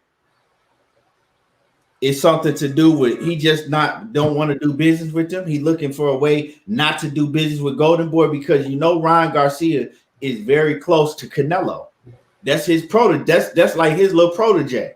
And Canelo is his fucking idol shit. So when I look at that situation, bro, I know Canelo in his head, dog. I know it. Like he talking about, probably asking about the contract. Ryan, like, man, did I fuck up? You know what I'm saying? Like, he have a like Canelo telling him, if this in the contract, he fuck you. If that in the contract, he fuck you. Make sure you put this in there. Make sure you put that in there. You know what I mean? Worry about yourself. He don't give a fuck about you. I'm telling you, he go use you up so you can't use you no more. You feel me? How that sound okay? You just keep on using. That's what they'll go do. Go keep on using your ass. Because he learned from Bob Byrne. He don't give a fuck. He been used. You know what I mean? And what they say about a person that's been abused, they grow up to abuse motherfuckers. You feel me? So he just doing what happened to him. You know what I'm saying? And he looking at the situation as he know Canelo is the cash cow. He know. So he's like, fuck, let me get as much money out this motherfucker as I could. Because like I always say, fighters, they come and go. But if you got enough money, the promotional company is going to always be there, dog. If you sitting on hundreds of millions of dollars and you got fighters coming up that ain't got shit in their pockets, it's always going to be enticing, no matter if you're a fuck over promoter or not, because we never know what position the fighter is coming up. Motherfucker being the worst of the worst. You feel me? Like, damn, man, I don't want to sign this motherfucking contract, but I got to do what I got to do for my family, bro. We'll see what it is in the future. You know what I'm saying? So they're going to always be there. So he looking at Canelo like, okay, I'm trying to get as much out of his ass as I could. And that's why he's trying to build up Ryan Garcia and trying to turn him against Canelo. Ryan's going to be bigger than Canelo. He has the potential to be bigger than Canelo. All this shit. He ain't going to be nowhere near as no motherfucking Canelo. He got potential to be a big fighter, but nowhere near as a fucking Canelo Alvarez. You know what I'm saying? Then he got Virgil Ortiz over there, so he's trying to grow him down. But Ryan Garcia is listening to Canelo, dog. I know he is, bro. I know he listens to Canelo, bro. So, hell yeah, there could be a situation where he's saying, you know what? Man, fuck no. I feel like I'm getting fucked over in a Javier Fortuna fight. Like, Canelo, like, no, you supposed to be getting X amount of dollars. He getting this. Man, fuck that fight, bag out, and then renegotiate that shit. You feel me? Could be a possibility, dog. It could be in World Combat Sports in the building. What's happening with it? All y'all make sure y'all go subscribe to Big Scotty, World Combat Sports over there on YouTube, putting in major work. Every time I say Scotty's name, I think of motherfucking Pookie off New Jack City. When they say kill his ass, Scotty, yeah, they're going to kill me. Hey, you crazy as hell, man. But it is, this is a bad look for Golden Boy, dog, and De La Hoya, because fighters are going. Canelo hold a lot of weight, no matter what you think. You dig what I'm saying? And especially the way that you don't hear Canelo. It ain't like it's an AB coming out saying some shit or somebody that you hear talk all the time. When you don't hear somebody talk all the time, right? Especially a major player like Canelo, and he comes out and he opens up, that shit gonna hold a lot of weight on a lot of fighters coming up. And we know how Golden Boy move. That motherfucker speaking English to get his point across. Right. And we know how Golden Boy move, right? Because Golden Boy, their main focus is the Latino fighters. Their main focus is the Mexican fighters, right? They don't really promote no black fighters like that or no other race of fighters. You know what I'm saying? They focus is the Latino fighters, right? Ain't nothing wrong with that. But right now, the Latino fighters that's coming up, a lot of them, they look at Canelo. They want to be like Canelo. So his word is bond to them. You feel me?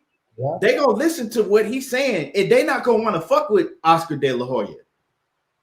That's a fact. That's a bad look. The Latino fighters that hear this now, and you know how fast word travel fast, dog. Yeah. Now they gonna be coming up. They not gonna look at Golden Boy Promotions. They gonna look at Al Heyman. Especially by him saying everybody went to PBC. The Zone. Yeah, they not gonna be. They gonna look right past Golden Boy. They gonna look right past Golden Boy. And one more thing before we move on to this Terence Crawford situation, right? One more thing. Oscar is fighting. That makes you think, why is he coming back to fight? Maybe he needs the money for his company. He need the money, bro. He really needs the money because his company is falling, and it's falling real fast right before our eyes. Because Virgil Ortiz and them ain't bringing in bread like that. Yeah. But Key, that nigga sitting on the sideline, right? Look, Ryan Garcia was his next best big thing. Now you lost Canelo and Ryan. Well, he ain't lose Ryan, but Ryan's sitting out now to where he might have well lost him. He ain't fighting. Right. So now, nigga, you sitting up there like, God damn, like, nigga, I ain't shit really come in like that. You ain't big Virgil Ortiz, they get that Crawford fight. So he's sitting back like, damn, I ain't got no big fights. I got to come back. And I'm telling you, bro, he want to punch Canelo on this shit. People think I'm bullshit not be dropping the video. That nigga want to fight Canelo like a motherfucker, dog. He go watch you slip up and say it. I think a fight, and I know you guys might think I'm crazy, but I think a fight with me and Canelo Alvarez. I think, yeah. What do you guys think about that? As he's sitting up there. Why you ain't heard Canelo call out? Because Canelo talking about he want to fight all of the heavy hitters, right? Call out, not Canelo, Oscar De La Hoya talking about he want to come back and he want to fight all the heavy hitters. Yeah. Well, call out motherfucking Canelo. Do you know how big that fight would be, dog? Man. Do you know how big a fight would be if motherfucking De La Hoya called out Canelo and really put it out there to make that fight? That fight would be so motherfucking big because they got real beef. This ain't no we got beef to make money, you know what I'm saying? Pretend shit. They got real beef. Now, so if De La Hoya really got some nuts, call out the man that really got beef with you. I'm trying to tell you, what's happening with it? What's good How with you? Going down, bro? Coach say, I disagree with you, Keon. He said Floyd is the most successful fighter in history, and people still sign with top rank. Bud, for example. That's true. He's saying when you saying, you know, people gonna look at top Golden Boy kind of funny, like they ain't gonna want to sign with him. But that's why I say, Coach, it depends on the position they in and shit. Because you know, he still gonna get fighters, but you know, some fighters gonna look at his ass sideways. Look at it like this, Coach. If Golden Boy can get any fighters to sign with them, they gonna have to be a diamond in the rough. You feel me? He gonna have to find, you know, some talent that's off the streets, that's hungry, and that's just, you know, looking for somebody to take them in.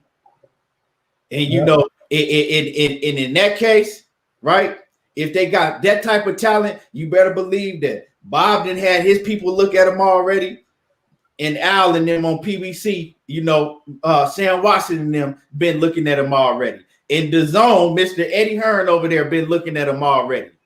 And so who do you think they're gonna choose? So if anything, you see what I'm saying? If anything, Oscar De La Hoya and Golden Boy, they only gonna be able to find diamonds in the rough. That's about it. You know what I'm saying? Ain't no names going over there. And then you got to think, then they got to build the fighters. They got to build them up and hope that. So, I mean, do they have that time? Because you took the words out of my mouth. It's sinking. You see what I'm saying? The ship is sinking. You dig what I'm saying? Does Golden Boy have time to really do the whole rebuilding process? The ship is sinking.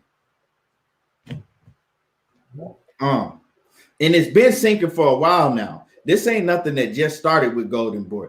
Ever since Richard Schaefer took all his, talented fighters over to PBC, it's been downhill for Golden Boy since then. You dig?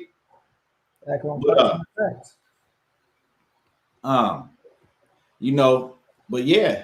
But man, let's talk about this Terence Crawford situation, dog. Please, man. Let's talk about it, dog. Let's talk about it, man. The big announcement, you know what I'm saying? We was waiting for months and months. Well, it seemed like it's been months and months, right? We've been waiting for a long time, dog. We've been waiting for a long time, dog, to hear the big announcement that Terence Crawford has coming, right? We've been waiting for a long ass time. Like, who he gonna fight? What's the big announcement, right? Before we get into that, Sean Porter comes out and he just lets it be known, like, hey, I'm tired of waiting. I'm coming back and I'm fighting in July. I got a July date. I'm coming back and I'm fighting in July. Terence Crawford don't want to smoke, and I can't wait around for him no more. You see what I'm saying? But so the big announcement we all been waiting for. Who is he gonna fight? Is he gonna fight fucking Money Brown next door neighbor? Is he gonna fight my next door neighbor? Is he gonna fight the cook at Denny's? Who the fuck is he gonna fight? And this is something that I had told y'all it could be a big possibility happens. We had touched this situation, right? What if they sit him on the shelf, right? What if Bob Arum sits him on the shelf? He only owe Bob one more fight. He owe Bob one more fight, and then what if Bob sit him on the shelf? So the news comes out is that the big news is really ain't no fucking news. Terence Crawford will not be fighting. They sitting him on the shelf. You dig what I'm saying, dog? They sitting him on the shelf. So the news is that Bob Arum just said he's not going to be fighting until probably September if he fights. So in October, he's out of his contract. So he's not fighting until September. A month before his contract ends, that's when you'll see him make his ring debut return. And Bob Arum also said that it won't be against a top-ranked fighter. It won't be against a top-ranked fighter, but he's sitting him on the shelf. Now, I don't know it won't be against a top-ranked fighter. I don't know how true that shit is. But, dog, you did all of this shit for this to sit on the shelf? This shit crazy. KG, what's happening with it? Big KG off in the building. He say, shout out to my dudes, Key and Money. Please cook on that Bud fiasco. And it's crazy, man. We did all of this shit trying to keep up with what Bud doing. We did all of this arguing about splits with Errol Spence. And Bud ain't even fighting nobody, dog. And I'm going to let y'all know, right? When he say that he don't want the Errol Spence fight, he might as well, you know what I'm saying? He might as well say that shit now. Because after this, right?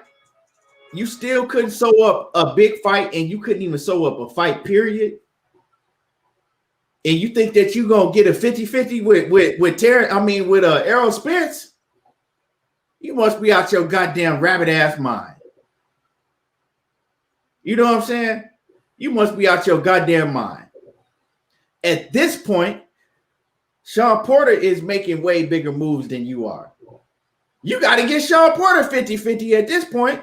You got to worry about now to who you fight, you going to have to get 50-50 split too. Real talk. Because you get in there and fight with EJ after he go beat Ugas and you still sitting on the shelf. The only thing you deserve is an 80-20 split. You tell me this man got to get in the ring and grind and fight the best and you just chilling? Nah, dog. It don't work like that. I got you, Coach. I'm going to drop this link for Coach right now, Money. Man, this shit crazy. What's your take on this, dog? Man, that shit's so embarrassing, bro. That link is, hold on, my bad. That link is for Coach. So, Coach, go ahead and hop on. That shit is embarrassing, bro. Like, if I'm Bud, I'm embarrassed, dog. You know how you put me on you put me on Front Street. I'm supposed to have a Manny Pacquiao fight for the 176th time, and that bitch fall through. And now you can't even go out there and put some money on the line to put one of these Negroes in the ring with me. I can't even fight in July. You talking about fighting in September, dog? So, bud, you in there training your ass off, right? Getting ready out in Colorado Springs, right? Working your ass off, getting ready for a fight. What is Manny Pacquiao home the fuck ever, dog? Y'all don't come back to the table for Sean Porter, bro. Y'all do not come back to the table for Sean Porter and do what the fuck y'all got to do to get Sean Porter in the ring. Man, get the fuck out of here, dog. Get the fuck out of here. Now y'all want to wait till September. You feel me? Knowing that by that time, you and Earl Spence could have been negotiating the fucking undisputed going into the fall or the winter time. So y'all want to play ring around the road. So every motherfucker want to say, oh, he's trying to age Bud out. Is Bud trying to wait for Earl to go to 154? What the fuck is really going on? What's really going on, bro? Because it's just it's embarrassing, dog. If Bud don't feel embarrassed, he should feel embarrassed. I want to see where Bo Mac is now, what Bo Mac got to say, and what that damn Crawford PB, whatever the fuck peon call you motherfucker, what y'all got to say now? You know what I'm saying? The Bud Protection Committee. Yeah, what y'all got to say now? I want to see some posters on Facebook and see what y'all got to say now. You getting fucked out of a whole check. You getting fucked out of a whole check, dog. You feel me? A whole check. You supposed to be getting paid twice this year. You know what I'm saying? You getting fucked out of a whole check, bro. That's crazy to me, dog. That is crazy to me, dog. And then y'all want to sit up here and talk about Earl. Oh, he ain't doing this or he ain't doing that. But he going in this motherfucker staying active, coming off a car crash, fight motherfucking top 5, top 10 welterweights out here, telling y'all he going for undisputed next. And y'all don't say shit about Terence Crawford. Not even trying to make an effort to fight in July. Put fucking Jorgecito Lopez in the ring. Oh, well, fucking give us somebody. Just get a fight in so we can negotiate this fucking undisputed shit next. But y'all want to sit up here and play, like I say, ring around the rosy. Let Bob Arum use y'all as a fucking a ducktail around this motherfucker, right? Because, Bo, y'all ain't stepping up to the plate. Y'all ain't even challenging Bob Arum. Talking about $1 million. Motherfucker so happy. He put $1 million penalty on Bob Arum if he don't fight Errol Spence. That's it. He ain't getting that motherfucking $1 million. Bob said he done fucked him out of multi-millions. So you gonna sit up here, man, and beat around the bush and not get nobody in the ring in July. So we sat around for a big fucking nothing. The announcement was nothing. All that Errol Spence shame and all that shit. Dog. Yeah, all we trying to do is get this man to fight so we can be happy for his motherfucking ass to get undisputed in a window of the fall time. And now we ain't even getting a goddamn fight. Y'all don't even come back to the table and offer Sean Porter a fucking offer, dog. After you talking about, yeah, just sit on stand back because you trying me now. You trying me. If I don't get this fight, if this business fall through, then I will be looking at that fight, you know, because he trying me now. Man, this shit is pathetic. It's embarrassing. And if they ain't going at Bob Arum and saying nothing about it, then Bob deserves to fuck their ass over just like he doing, dog. That's just embarrassing. And Bo Mac, if your ass in the background, you need to say something to stand up because y'all ain't doing shit right now but looking like a damn fool-ass fool. And we got to watch the insults come at Errol Spence. They finna shoot 1,000 insults at Errol Spence. Watch. And it's terrible, dog. Pretty terrible. Let me get through some of these super chats real quick. Big Snack say, and appreciate you, Big Snack. He say, it ain't up to Bob. He said, ain't it up to Bob who Bud fight? Man, Bud say they work for us. It's up to us. Right. That's what Bud say. He say, you know what I'm saying? They work for him. Valentine say, we know Bud can't take the WBO belt away from Top Rank. He said from Top Rank, he said, played Buddy, and he's still chasing Massa. Yeah, they play. I mean, he played himself, though. You know what I'm saying? We can put that shit on Bob all we want to, but he played himself, right? He played himself, and he really played himself when he come out and he tried to big dog Sean Porter. Right, he tried to talk down on Sean Porter like I'm the big homie. You know what I'm saying? You can wait. Like now you really pissing me off. Like, come on, bro, you played yourself. And then my man Kwame East and salute to Valentine, man. Appreciate you off in that super chat, Valentine. And my man Kwame East off in that super chat. What's good with it, Kwame? Kwame say, I'm about to go find a Mexican from Home Depot for Bud. He tried to stun on Errol. Wonder if he said, I wonder if the fight's still behind him now. Duck, duck, duck, duck. Yeah, bro. He tried to front and big dog. And see, now you see how shit come around full circle. You see how shit come around full circle, man. Renee Box Young, what's happening, Riddy? Renee, y'all make sure that y'all go subscribe to my man Renee Box Young. And Zenith say, Porter said he fighting soon. Does that mean we can eliminate Bud versus Porter? I was holding out hope. Yeah. That Porter confirmed that's not gonna happen. Because Crawford they didn't want to make the fight. You know what I'm saying? They trying to put Porter through all type of shit to make the fight happen, and you ain't even. Why are you trying to put Porter through all type of different shit? And I'm gonna let you cook on this, coach. Why are you trying to put Porter through all of this, right? Oh, well, if Porter want to fight, he got to go put in his mandatory. He got to do this, this, and that, right? But you ain't even got no motherfucking opponent. It's like as soon as you get a tough fight, a tough opponent that everybody want to see you fight, now you got to make him jump through all type of loopholes just to get a fight with you, and you don't even have an opponent. Make that shit make sense to me. Now, what's good with you, coach? What's happening, brothers? How y'all doing, man? Man, this shit is insane. I blame Sean Porter, though, and I'm going to tell you why. Sean Porter should have activated his mandatory. If they don't want to buy the fight, send it to purse bid. He should have pulled that number, knowing that you might have to take less money, but you get a chance to fight Bud and then have another shot at Errol. You see what I'm saying? Bud team don't have no plan after they go from fight to fight. They don't have a plan. And that's their problem. And Bo Mac run his mouth too much. That's another thing. Because he say a bunch of shit and then the shit don't come to fruition. Bob Arum do what he do. We've been knowing what he been doing since the 70s, right? He gonna say something, that shit might not happen. He'll just blow the shit off and nobody gives a damn. But they don't hold him accountable for shit. He like the fucking police. They don't hold the motherfuckers accountable. That's who Bob Arum is. They don't never hold him accountable. So it's up to Terence Crawford to make a move, and they need plans before. Errol had a plan, right? Errol said what the fuck he was going to do. He has not wavered one iota. And all of these people that get mad at Errol Spence and talk all this shit about Errol Spence and talk about the Bud fight and all this, Errol already told y'all what the fuck he was going to do. And he's doing exactly what he said he's going to do. No wavering, no turning, straight ahead blinders on. Whoever got the fucking belts, that's who I'm fighting. Period. I'm going to get my side street cleaned up, Bud, I'm coming to see you after that. What can a Bud fucking... Look, I love Bud Crawford. I love Errol Spence. So, you know, what good is it to say you're going to do something and then you don't do it? Now you have no dance partner. You have none. That shit is insane. You have no fucking dance. Y'all got a big announcement, right? Manny Pacquiao been playing them like a fucking funky piano. You know what I'm saying? Just bullshit.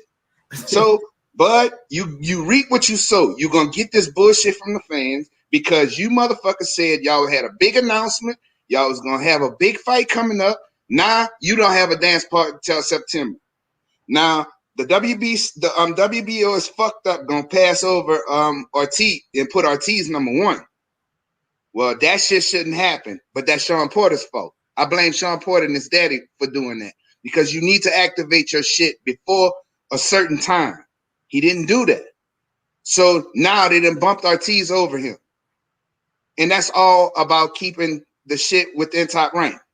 You see what I'm saying? That's what that's about. You know Bob Arum got all the pull in the world with the WBO. It's been that way for years. Soon as that shit was created, that's Bob Arum belt, pretty much. So Sean Porter should have threw a monkey wrench in that shit, activated his mandatory, and then we wouldn't be going through this. Let the shit go to first bid. Make you a couple $1 million. If they want to offer you, it don't matter. Fuck it. You're going to be the man if you beat fucking Terence Crawford. You're going to be the fucking man. But all these motherfuckers, they don't have that early Floyd mentality. That early Floyd mentality, he said he used to walk in Top Rank, look at the board. Who is this guy? I want to fight him.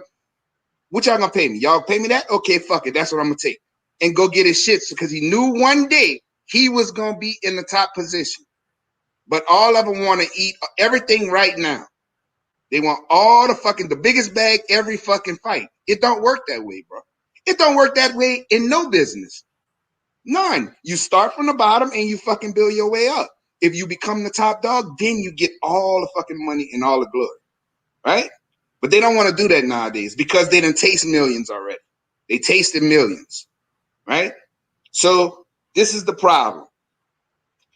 But Sean Porter, I blame him too. You should have activated his mandatory. And Bud Crawford, you should have made Bob Arum do his fucking job. And fucking get the job, get the shit signed with Sean Porter. Now you looking like a fucking douchebag. He didn't want to fight Sean. And let me read it this. Don't matter, motherfucker. I'm your mandatory. Right. Just like when Errol Spence stayed on that IBF route. Kell Brook was trying to get out that fight by every means necessary. Errol Spence said, I'm not taking no step aside money. I'm not doing none of that shit. I want that fucking belt. These are facts. Right. But let me read this super chat real quick, Coach. Zenith 360, what's good with you, man? Appreciate the super chat. Always showing love. He said, according to the WBO site, they haven't declared a mandatory for Bud. There's nothing for Porter to activate. All you can do is request recognition after your name, the mandatory, and there is none. He said, yeah, according to the WBO, they don't have a mandatory. Okay, well then if that's the case, Sean Porter should be fucking suing them then. If that's the case, Sean Porter need to be suing they fucking ass then. How you gonna bump Ortiz over me? What gives you the fucking right? Right? Right. If there's no activation, like most of the organizations that I know, if there's no activation and saying, I want to fight the champ next, I'm the mandatory, you got to put it in writing that you want to fight him next. If that's not the case, then Sean Porter need to be suing the WBO. But y'all gonna just bump a motherfucker over me who hasn't beaten me? Nah, fuck that. And I'm gonna pass it to you, Money, but I'm gonna say this, right, man. See, my whole thing is I look at this with Bud. Sean Porter as a fighter, you know what I'm saying? Sean Porter, he let it be known, I want the fight. I want you, Bud. He called him out and continued to call him out. Now, Bud Crawford was so focused on the fucking Manny Pacquiao for the trillionth time, right? That he tried to shit on everybody else, right? I don't care about nobody else, but I don't care about nobody else but Manny Pacquiao, right? So once Bud Crawford found out that Manny Pacquiao fight was not going to happen, he should have been doing an interview, hopped on Instagram or wherever, you know what I'm saying? And let everybody be known. Let it be known. Look, the Pacquiao didn't go through. Now I want Sean Porter. If you built like you say you are and how people say you built, you should have been calling out Sean Porter on your end because you ain't got no fucking. So you telling me you didn't have no backup. You had no intentions, right, of fighting Sean Porter at all because it shows that you had no intentions because we've known for a minute now that the Manny Pacquiao negotiations or pretend negotiations or whatever you want to call it didn't fall through, right? We know that. It was on Terence Crawford to come out and let everybody know, like, hey, that didn't fall through, but it's cool. I told Sean Porter he was going to be on standby. Now I want Sean Porter. You don't want to fight nobody. That's what it's showing me. You only can take a man for his actions, right?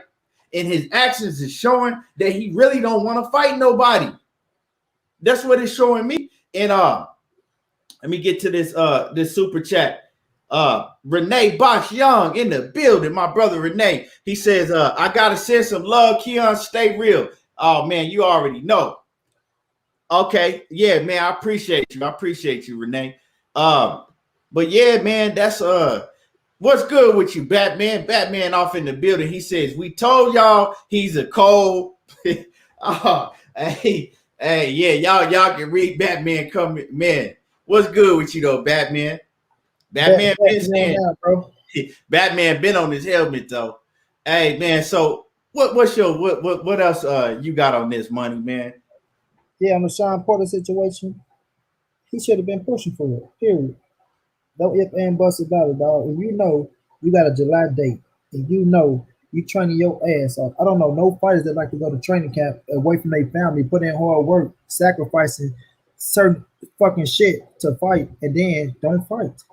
I don't know no fight that don't want to even try to negotiate and find a fighter. So at that point, dog, you got to bring your ass and step up to the plate and make the Sean Porter fight happen regardless of whatever the fuck you got to do. You know what I'm saying? So I'm just looking at the situation like, dog, you know you got your biggest payday with Earl Spence. the biggest fight of your career, and you don't want to go out here and fight somebody that's very fucking credible, right? Very credible to rise your stock and to put you on the level to where you can get X amount of dollars. You rather just sit on back and wait till September to fight who? Virgil Ortiz? Who the fuck you finna fight? Because he number one in the mandatory position. You know, people saying it ain't shit there for them to activate. Because he number one now. What you gonna wait for Virgil Ortiz? You feel me? You're not finna fight Earl Spence. Jose Cito Lopez, you gonna wait all the way to September to fight Jose Cito Lopez, who you can chop down right now, right? Get his ass up out the way, and then go negotiate this Earl Spence contract. You know what I'm saying? To get this motherfucker undisputed going. Put any motherfucker inside the ring. Anybody. We don't even give a damn at this point, dog. Put Rob Saki in that motherfucker. Put anybody inside the ring and get this fight over so we can negotiate this shit and then fall over the motherfucking wintertime. Because you got cats out here with all that motherfucking cap and that ain't stepping up saying shit about Bud position. You know what I mean? They just these motherfucking bandwagons jumping on the bandwagon that think he's gonna be the one to beat Earl Spence. Right? We all want the goddamn fight. So I want to see this dude fight somebody in July, get that shit on out the way, and come on back for a motherfucking November or December fight date, dog. You feel me? But now we got to sit up here and wait till September for them to bullshit and beat around the bush to find a damn weak opponent that ain't gonna have no fucking substance, right? Ain't gonna have no substance in the first place. Who he can chop down right now, right? The motherfucker they'll put him in our win in September. He gonna be able to chop down right now. He don't even need a full training camp to chop down who they gonna put in the ring in September, in my opinion. So I'm just looking at the situation all like it's bullshit. Okay, so now if Earl go out here and take care of Ugas, I'm still pushing. So if you're not fighting in July, right? I'm pushing for Bud and Earl still. So if Earl go get that third scrap and Bud ain't got no fight, he don't got nobody to fight, then we don't want nothing but undisputed next. That's it. I just want undisputed. I don't want to see Bud fight in September. Go negotiate with Earl Spence, bro. That's all I'm gonna be pushing. And I'm gonna be on his ass and I'm gonna talk about his ass now because nigga was being humble and being cool and showing love both ways and not trying to fall into that bullshit that all these weak motherfuckers was trying to do. But now, bro, I'm gonna talk about it. I'm gonna talk about it and I ain't gonna hold back. We need Earl Spence and Terence Bud Crawford. If Bud don't fight in July, then that's on Bud for not getting on this promoter ass. Earl Spence is a free fighter heading up to the fall in the wintertime. Terence Bud Crawford is a free fighter heading to the fall in the wintertime. And there shouldn't be no weights and none of that shit. I want, Bud need to fight somebody. He been out for X amount of, I don't give a damn. That's on Bud. He did it to himself. So, oh well. He ain't no goddamn car wreck or he ain't fall out no goddamn airplane to break no leg or no arm or no shit like that. His ass is good to go. He training where he got more time to train and focus on Earl Spence. Then you got a head start, motherfucker. You got a head start, so go ahead and get started. Man, I think he's full of shit. Watch how hard it's gonna be to make the Earl Spence fight. Yep. Watch what I tell y'all. This shit is gonna be hard to make that fight, and all of the people who just hate Earl Spence and love Bud Crawford. Watch y'all man move. Watch how he gonna move after Earl take this fucking belt from Ugas. Watch how he gonna move. He gonna still want 60-40. Motherfucker, you ain't. No, he gonna want 50. Well, you mean he's still gonna want 50? Yeah, he gonna want 50-50. Yeah. Bro, you don't deserve 50-50 when this man doing all the heavy fucking lifting and you coming in the house. Now you want a piece of the pie. I done built this fucking house. Now you want more of the fucking house or the same amount of the house as I done built the whole fucking house. Come on, man. That shit don't work like that, bro. But he gonna cause problems with this fucking other brother. See, he was gonna give fucking Pacquiao 90, 10, 80, 20, some shit like that, right? You was gonna give that shit because Manny Pacquiao 8th division. I don't give a fuck. Earl Spence doing shit that hasn't happened since fucking since Zab Judah, right? He hasn't done. Nobody done fucking been undisputed welterweight champion of the world since Zab Judah, and that's a fact. So now Zab Judah was light welterweight, so he was at 140. Yeah, Zab Judah was the 140. Yeah. But anyway, the whole point is watch how much problems he gonna give Earl Spence making this fight. Y'all watch that shit. Watch how much he gonna really want to fucking a 50-50. You watch that shit, bro. And this fight gonna get delayed again. Y'all mark my words.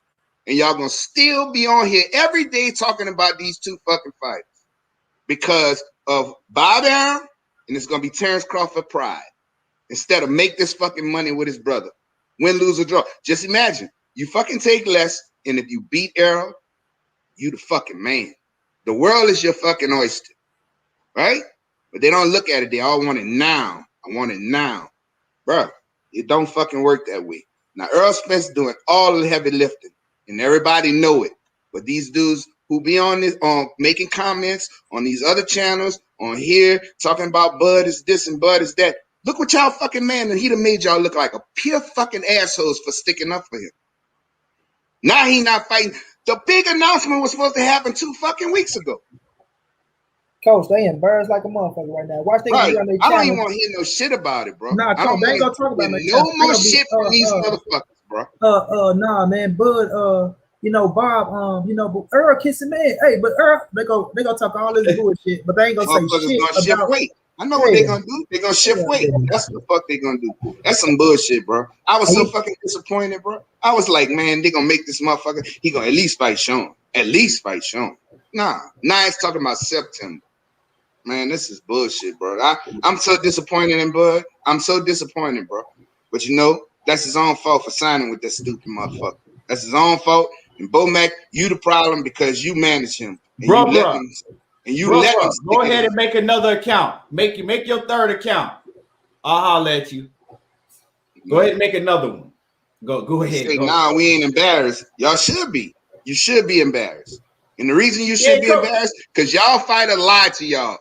That's what Bud Crawford lied to y'all. I'm not gonna say y'all fighter because I like him too. Y'all, but Bud Crawford lied to y'all. Errol Spence ain't told a lie yet. Not one. Facts. Not one lie has Errol Spence told y'all. Now they done came and they done threw Manny in his fucking face. They done threw Manny in Errol Spence's face, and he still stood firm of what the fuck he said he was gonna do. A man of his word. If you ain't got your word, you ain't shit. He is a man of his word. I'm going to get all the belts, and then I'm coming to see you, Bud Crawford. That is his words. He has not wavered. Not one time. So y'all can say what the fuck y'all want about Earl. And they can say what y'all can keep on making excuses for Bud and them all you want. The shit is done. Y'all look like dicks. Straight up. Y'all look like dick with ears. That's it.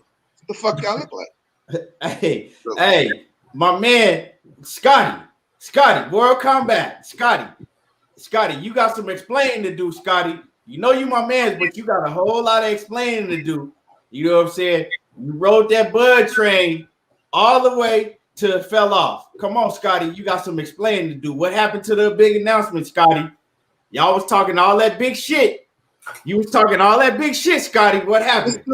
This dude just said, well, he said, boxing isn't about morals and principles. Spence Jr. ain't a man of his words. All he has 7 excuses, money percentages. Motherfucker, he deserved to fucking negotiate the money expense. He doing all the heavy lifting. He fighting all the top boxers. Name one motherfucker on Bud Crawford resume that could fuck with any one of fucking the last 3 opponents that Errol Spence fought. Go ahead, I'll wait. Hey, Bud is spooky right now. Scotty, help! They want to kill me. Hey, shit, let me get man. this. How he doing? He gathering all the fucking. I'm going out. We at a campfire, right? You sitting on a log. I'm gathering the food. I'm gathering all the wood. I'm lighting the fire. I cook the food. Then you want to come eat half of it, motherfucker? You out your goddamn mind? Real shit. Let me get this super chat in. Uppercuts Boxing Nation. What's happening with you, Uppercuts? He said Bud done already turned down all the opponents that could have him on pay-per-view. Yeah, turned down Keith Thurman. There was an excuse. Sean Porter. It was an excuse for Sean Porter. He was asked about Ugas, right? He said he didn't have no interest in fighting Ugas. Now Ugas got a title, and he turned down EJ. It seems like to me that all of the names that can give him an L on his record or give him his toughest competition, his toughest fights, he don't want to fight them. He turned them down. It's always an excuse. Scotty, World Combat Sports. Scotty, you got some explaining to do. That shit that you put that comment you put up talking about, see, you trying to deflect. Talking Nigga, about drop the link. I'll go head to head with you, homie. Because facts win over fucking fiction, nigga. What is the excuse you have for Bud? And don't come with that Spence. Spence is keeping it real. What is Bud doing? You got a whole lot of explaining to do, Scotty. Oh, man, this nigga that's talking shit, man. He ain't got time for foolishness. Nigga talking stupid, bro. We talking about campfires. It's an example. I know you might not be too educated, but it's called, it's just an example of what's going on. If you can't see that, then there's something wrong. Scotty know his shit. See, Scotty know his shit. Scotty is just 150% team Bud. So when he know he wrong, he just ain't gonna admit it because he rocked with Bud like that. So he ain't, and he hates Errol Spence. Scotty don't. Me and Scotty have been on the phone and we didn't have full debates over this. Scotty does not like Errol Spence for some reason. But the point is, okay, is Scotty a brother? Yeah, he a brother. Okay, well, Scotty, I'm gonna ask you a question. Why you don't like a man who gonna do what he say he gonna do? Why you don't like a man who got good boxing skills? I didn't say you had to think that he gonna beat Bud. Never said that. I like Bud Crawford. I pull for Bud every fight, right? I just want to see the goddamn fight. My point is this: you hate this man for what? For doing what he say he gonna do? For fighting the best fighters? Because that's what he's been doing. How can you not like a person who fight the best fighters and win and show you he got skills? He can bang. He can box. He got a high boxing IQ. He can do it all. That's what if you're a boxing fan, you like real boxers. White, black, green, purple. Just like I always say, Josh Taylor is one of my favorite fighters out of the UK because he's a fighting motherfucker. And he beat my homeboy, and who I know personally, his family. Coach, and he want the best motherfuckers out there. Right. And he want to fight the best. So what's wrong with that? Why would you hate somebody who doing what they supposed to do? But your man keep picking motherfucking feather dusters to fight, man. Come on, man. Stop. It don't make sense. Let me tell y'all this. Errol Spence fought Kell Brook, who was a top 10 welterweight. He fought Lamont Peterson, who was a top 10 welterweight. He fought Sean Porter, who was a top 10 welterweight. He fought Mikey Garcia, who was a top 10 welterweight. Y'all ain't gonna give it to him. He fought Danny Garcia, that was a top 10 welterweight. Mikey Garcia was number 4 pound for pound at that point. Yeah, and when he came into the welterweight division, when he came up from 140 pounds, I don't give a fuck, y'all talking about 135, right? Because he was already a 4-division world champ. So when he came to the motherfucking 147-pound division, you couldn't name top 10 welterweights that was better than Mikey. So with that situation, and then I ain't about to fight Dennis Uber, that's a top 10 welterweight, right? But this my thing. We in the now, bro. We living in the now, right? So now Errol Spence told this man, I'm gonna get this third scrap, right? And we go see who's holding up what. And ever since Errol Spence came out and said that shit, only thing Bud Crawford been saying is, I don't want to fight. I don't want to fight. This motherfucker back on his shit. Oh, he beat Danny Garcia like that. Oh, he's back in the gym. Oh, he's not bullshitting anymore. Come on, see, money. That's because Bud knows that Earl is gonna have the advantage at the table. That's what it is, bro. It's jealousy and envy and I don't want him to have more than me. Well, dude, you gotta look at the what you sown. You reap what you sow, bro. That's in life. You reap if you put in hard work and do what you're supposed to do and fight the right fighters, then you could come to the table and say, look, this is what I do and this is what I did. Not at 140, at 147, bro. You in a different division. You don't just get a amen and you get all the grace because of what you did at 140. Errol Spence ain't never fought at 140. So what it matters to him? Right. At 147, he's the fucking man right now. That's just the way it goes. So he can watch the excuses, bro. I'm telling y'all gonna think he gonna fight early in September and we gonna all have our fucking head hung low. I promise you. You watch and see it. Y'all gonna Coach said it. Watch and see. Because these motherfuckers, man, they play too much bullshit over there with Bob Arum, bro. You know? September, October, your shit gonna be over regardless. Your contract will be over. My advice to you, Bud Crawford, is get the fuck away from that dude, bro. He don't have your best interests at heart. Don't listen to that shit Bo Mac telling you. Because even though he your manager, and they gonna put some more little fucking money in front of you when you could be making way more than what the fuck you making now. You done went to the PBC right now, dude, you would fucking have way more money. I guarantee it. bro. It's Let bullshit. me read this comment. What Scotty said. He say, I never verbalized hate. Keon did. He said, we talking black and white and dogging the fuck out of Crawford. Stop it, bro. You right. Reap what you sow. Hint. Stay disciplined. Now, Scotty, you can't come on here, right, and act like that you don't have a strong dislike for Errol Spence. We didn't went through this already, right? You didn't tell me you don't like it. Now, for what, I don't know. Now, and you also cannot, Scotty, you my dude, you my man, Scotty, but you can't come on here and say that we're dogging Terence Crawford. We are speaking facts, right? Look what you were saying about Errol Spence. So how can you say that we dogging Terence Crawford when you have any and everything negative to say about Errol Spence? All we doing is speaking facts. Does he have a fight on the table? Did he not come out and shit on everybody and then he don't even have a fight? Right. Whoever said anything personal about Bud up here? Because Coach never said one personal thing. Keon never said one personal thing. You said it this between me and you. You didn't say a whole lot of personal negative shit about Errol Spence. Put your money on Spence when fight night. First of all, I've said this multiple times. I like both fighters. I just want to see the fight. It's a 50-50 fight to me. This has nothing to do about the fight itself. I don't give a fuck who wins. I really don't, because I don't know either one of these people. I really don't. But I want to see the best fight the best because I'm a boxing fan. So you talking about it could go either way with them two. I don't care, but I want to see the fight, and I don't like the way Bud moving. That's just the way it is, bro. He's not moving right because, like I said, it's plain and simple. Why do you have a Sean Porter fight that you could make, right? And you don't even want to fight him.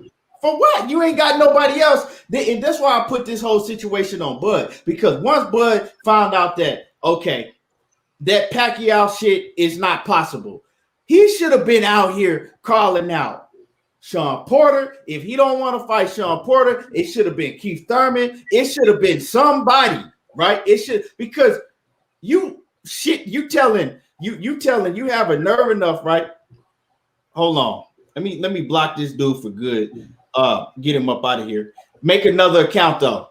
You know what I'm saying? Go ahead and make your fourth account. Now you have a nerve enough, right, to come and tell Errol Spence, oh, I don't need you no more. That fight is behind me. I don't need no Errol Spence, right?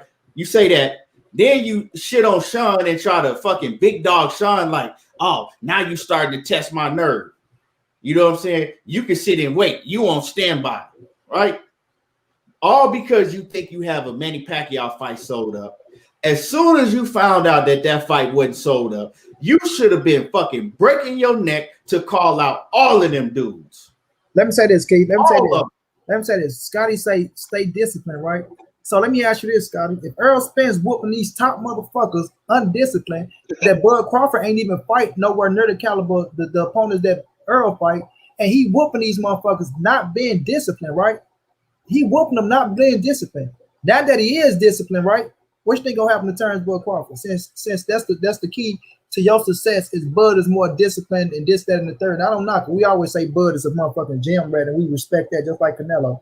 But now that Errol Spence is back on this shit, bro, and now that Errol Spence said that I'm coming back, right? And once I get this third scrap, we gonna see who holding up the motherfucking division because the full court press is coming. I don't give a fuck. The full court press is coming for Terence Bud Crawford ass, and he gonna have to accept this fight. But now that Errol Spence is disciplined, he's saying stay disciplined, right? And if he's so undisciplined, why Bud not getting a fight, bro? If it's an easy win, why Bud not accepting it then? If it's an easy win, when it's the fight that everybody's looking at to solidify his Hall of Fame career, because ain't no motherfucker looking at Pacquiao solidifying Bud Crawford Hall of Fame career. No other people looking at Pacquiao to solidify Errol Spence Hall of Fame career. Terence Bud Crawford is the man for Earl right now, but and Earl is the man for Bud. But you got to understand one thing: Canelo Alvarez is calling out Errol Spence's name. So when you got big fights like that in the making, bro, like this Terence Bud Crawford biggest payday. There's nobody that's gonna make another bigger payday with than Errol Spence. Not at 54, not at 40, not nobody coming up, none of that shit. Your biggest payday right now is Errol Spence Jr. Errol Spence Jr. biggest payday is Canelo Alvarez. You feel me? And that fight is gonna take place. Video coming soon because Canelo already spoke on that shit. So when you think about it, as long as Errol continue to win, He got another fucking big fight coming up for him, and more big fights at 154. This is Terence Crawford big fight, and he don't want the motherfucker. Man, stop playing with us, bro. We gonna see who disciplined though, and my money on Earl Spence, Scotty. So Coach ain't got a bet. My money coming. We gonna see. Hey, he just said Bud stopped all that welterweight. Well, let's see. Amir Khan, bum, Nut shot, bum. You fought a bum. Jose Benavidez gave him trouble with a fucked up leg. Nope. What Earl say, Coach? I got tape of me punishing Benavidez and Spawn. Punishing. So you talking of, and who else he fought? Jeff Horn, who done lost, I don't know, multiple fights now. Right? And everybody at PBC would have beat his ass, including Mikey Garcia. Who else he fought? Who else he fought? A motherfucker that Earl already stopped. Who oh, he fought Kell Brook, who done got both eye sockets broke. Hadn't fought in almost 2 years. Hard for him to make 147, but he's stopping everybody at 147. But he hasn't fought the best. He hasn't fought the elite fighters. So I know you're not saying what you just said and comparing Amir Khan to any one of those fucking guys we talking about. I know you're not. Danny Garcia knocked him out already. Come on, man. Stop. Bro, I understand you love Bud, and that's fine. You love who you love. That's your fighter. But the point is, he's not fighting the best and earning the money that he's going to try to get from Errol Spence. And when it comes to the table and he say 60-40 and he going to say no 50-50, that's when negotiations going to break down, and that's when we not going to get what the fuck we want, the best fighting the best. I agree Bud is one of the best fighters at 147, but I also agree that Errol Spence is one of the best fighters at 147. I want to see the fight, but the fight's not going to get made because of pride and arrogance, bro. That's why we not going to get to see the shit. Because he won't accept that Erlen did all the heavy lifting. He went and grabbed 3 belts, right? Against best fighters, better fighters. I don't know what else to tell you, bro. I really don't. Come back. Scotty, man, you need to cut the bullshit, dog. Talking about the same Kell Brook Spence fought. Bro, you need to cut that bullshit out, dog. Come on, Scotty.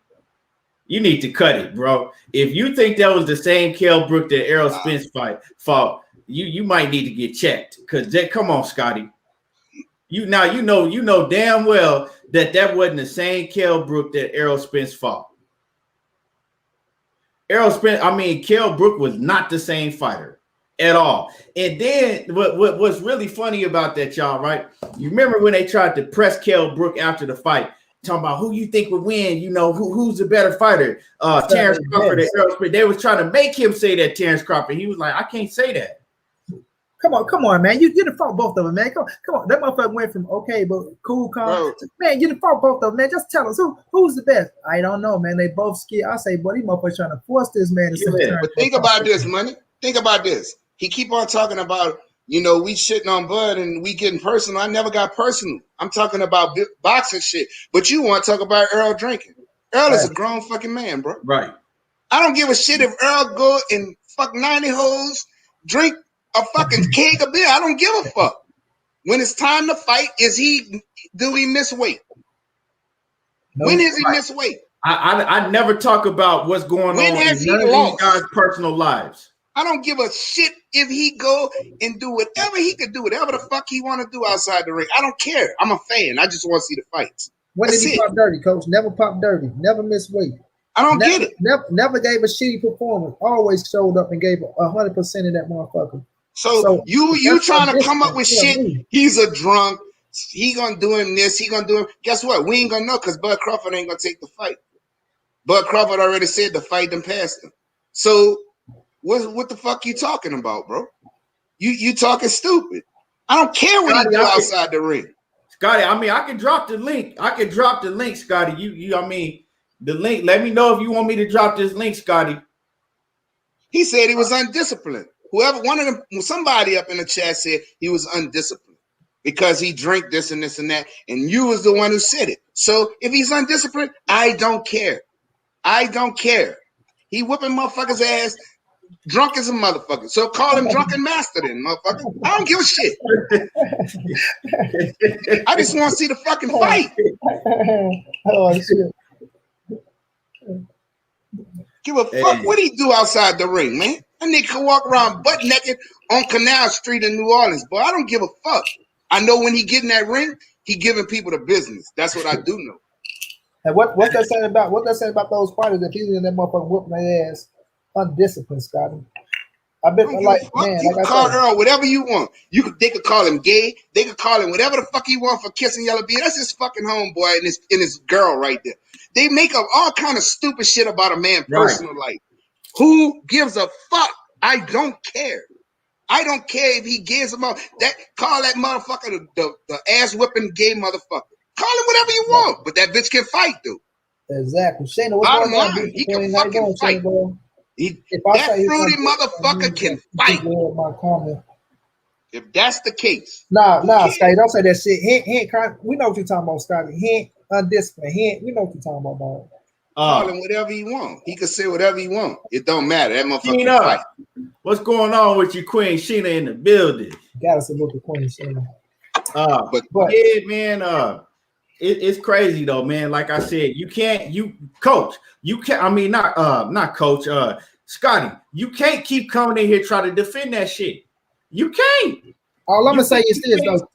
Scotty can say that, oh, he knocked out all these dudes, right? Bud ain't even satisfied with all them dudes. Bud on Andre Ward show, man, I still haven't had that marquee fight yet. That fight that I need, you know what I'm saying? Because he know he ain't did shit with them fighters at 147. He know for a fact. And it's not to take nothing away from him. We giving him that credit, dog. But it's when y'all bring up this bullshit and y'all send us down this road.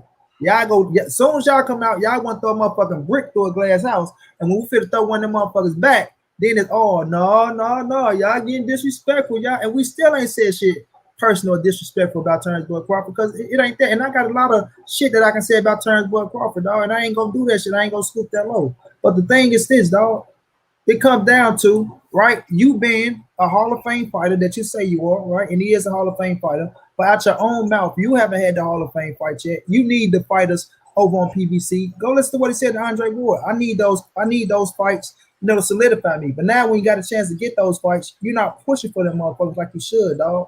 You push for Manny Pacquiao for 35, 75, 85 years, right? And he's just steady sticking the broomstick up in you. You feel me? Saying, fuck y'all. Then Bob don't even want to come out and try to make the fight. So he ain't even come out his own pocket. Bob, we waiting on the money. He ain't even trying to put you in there and put you on the front street his damn self. But he wouldn't have put his money up for Lomachenko, right? But now you seen your ass up here. Now, I'm talking about working your ass off, looking good in training camp, sponsoring Chris Stevenson, getting ready and all this shit just to say what? You got to stop it and cut it short? Nah, you can go in September, bud. I'm all the way out in Colorado Springs, spending time away from my family, already mentality in fight mode. You know how y'all get as a fighter. You motherfuckers got to get in fight mode to start getting ready and shit.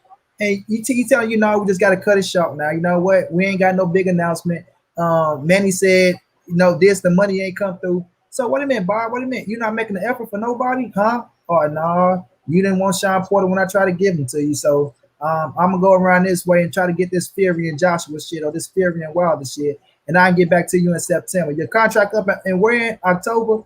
Well, we'll just see about that, man. Bob know what the fuck you doing, dog. And Bud and them sitting up there just taking that shit, no Vaseline, bro. They taking that shit, no Vaseline. And where Bomac is at? Because he need to pop up because you listening, Bomac. You listening. You feel me? Y'all sitting up there and Bob just being Bob. Is this Bob being Bob now? Just sticking into y'all ass? Come on. That's a whole check y'all about to miss out on, bro. That's a whole fucking check. What man don't like to get paid, dog? Especially putting in the work y'all putting in. Y'all finna get paid once a year now. Last time I checked, Bomac, you said we go fight 3 times a year on Trio Boxing Talk. You said that we go push, we go fight 3 times a year. We go show cats that we ain't. You were talking about we get $4 million a fight, and we go fight 3-4 times a year. 3-4 times. How did that work out for y'all? Who is Bobby Gusco or whatever? Spence rejected Pacquiao last week. Yeah, he rejected him. He sure did. Because Errol told you what the fuck he was gonna do. It wasn't nothing to reject because Pacquiao team came out and said that was a lie. They said Pacquiao's own team said that rumor was a lie. They never. But let's say it was no intention to fight. Yeah, but let's say it was true. Let's say it was true. Let's say it was true. Let's say Errol Spence rejected Manny Pacquiao. Yeah, he did because he already told you what he was going to do. That man never wavered. Right. I'm going to get all 3 belts, and then I'm coming to see you Terence Bud Crawford. And Period. Pacquiao don't Where is control that? my motherfucking career like he controlled Terence Bud Crawford career. I do what I want to do. I know where to get my money at, and I'm gonna make my money, dog. He's not just sitting around this motherfucker, just waiting, trying to get a motherfucking big time fight from Pacquiao. Okay, yes, it's a good money fight, but guess what? I tried to make the fight with Manny Pacquiao. He didn't want it. So I'm gonna move forward. When he had that title, we tried to get Pacquiao in the ring. He said no. He went over there trying to make the fight happen over there. Now I'm on my world. You never seen Errol Spence chase a fighter for real. The only fight he tried to really get in the ring, like he was trying to when he was trying to make his name, was against Keith Thurman. That was it. That's the only case he was trying to get into the ring. Kept, because he was coming up. I want to show y'all that I am this cat. I am him. You know what I mean? And he went and showed that against Kell Brook. And once he got that scrap, he was still trying to get Thurman, but it wasn't no looking back. Then when he became the man, now tables has turned, bro. Errol Spence is the number one cat. He understands that shit. I'm going to make money regardless, homie. Just like Terence Bud Crawford can make money regardless, bro. But you sitting up here worrying about a fucking Manny Pacquiao. You feel me? Go out there, man, and do what you got to do to put yourself in position, dog. Go make the fucking Sean Porter fight. That's the fucking fight for you. We all want that over Manny Pacquiao. We'll take that shit over Manny Pacquiao, bro. That is the fight to put you in position. That is your right now, your era fight. If you got Pacquiao, hell yeah, good for you. We would have been happy for you as well. Because we feel like you deserve that motherfucker all the time you spent chasing his motherfucking ass. But right now, dog, it's fighters out there for you to get into the ring for July, bro. You ain't got to fight on July the 5th. Move that bitch back to 25th or some shit like that. There's more absurd days. That's the beginning of the fucking month. Fight at the end of the month, dog. But you sitting there praying, letting motherfucking Bob Arm just do you any kind of way, bro. You can release me now if you feel like I'm losing you money. If you feeling like that, you ain't got to wait till October. You can release me now, but now all of a sudden, Bob is doing everything he could, to make these fights happen. He's out here, Bomac. Oh, that's just Bob being Bob. Bob's a good man, Bob don't mean no harm. You know what I mean? But Bob out here stay taking motherfucking checks off y'all motherfucking table, right? Taking food out y'all kids' mouths and shit, because he not really giving a fuck about y'all. You heard what Canelo said about Oscar, so I know damn well Bob ain't giving a fuck about y'all, bro. Bob talking down on you motherfuckers so bad, and y'all just continue to ride that little wave. And y'all pissed off at us for telling the facts, but you motherfuckers ain't know this motherfucker going ham on Bob Earn. Scotty, you not going crazy on Bob Earn, right? You're not getting on Bomac ass. You're not getting on Terence Bud Crawford ass for taking that shit. But y'all mad at us for calling out the facts because this shit is plain as day in our goddamn face. But y'all just don't want to accept the fucking truth, dog. What R. Kelly say? Y'all just don't want to know the truth around this motherfucker. You feel me? So it's going to be on y'all, bro. That's how we go. Let me get this super chat. I got you, but this only how we go get somewhere, bro. This only how we go get somewhere. If it's the motherfuckers that act like they love Bud so motherfucking much, step up to the plate and tell the motherfucking truth, bro. That's it. As long as y'all sitting right there being naive and fooling y'all step out looking in the mirror, talking about my eyes is brown, knowing they black, then this is where we gonna be at, bro. Gonna be looking like some fool ass fools. Let me get this super chat. My man Matthew Valentine always showing love and support. Salute to you. He said, waste no more time on Bud lovers. It's just, man, y'all gotta start speaking the real facts and start looking at, okay, y'all need to start holding Bud Crawford accountable. That's the problem. The BPC, the Bud Protection Committee, that's just what y'all are. Y'all protect Bud at all costs. Start holding him accountable. That's it.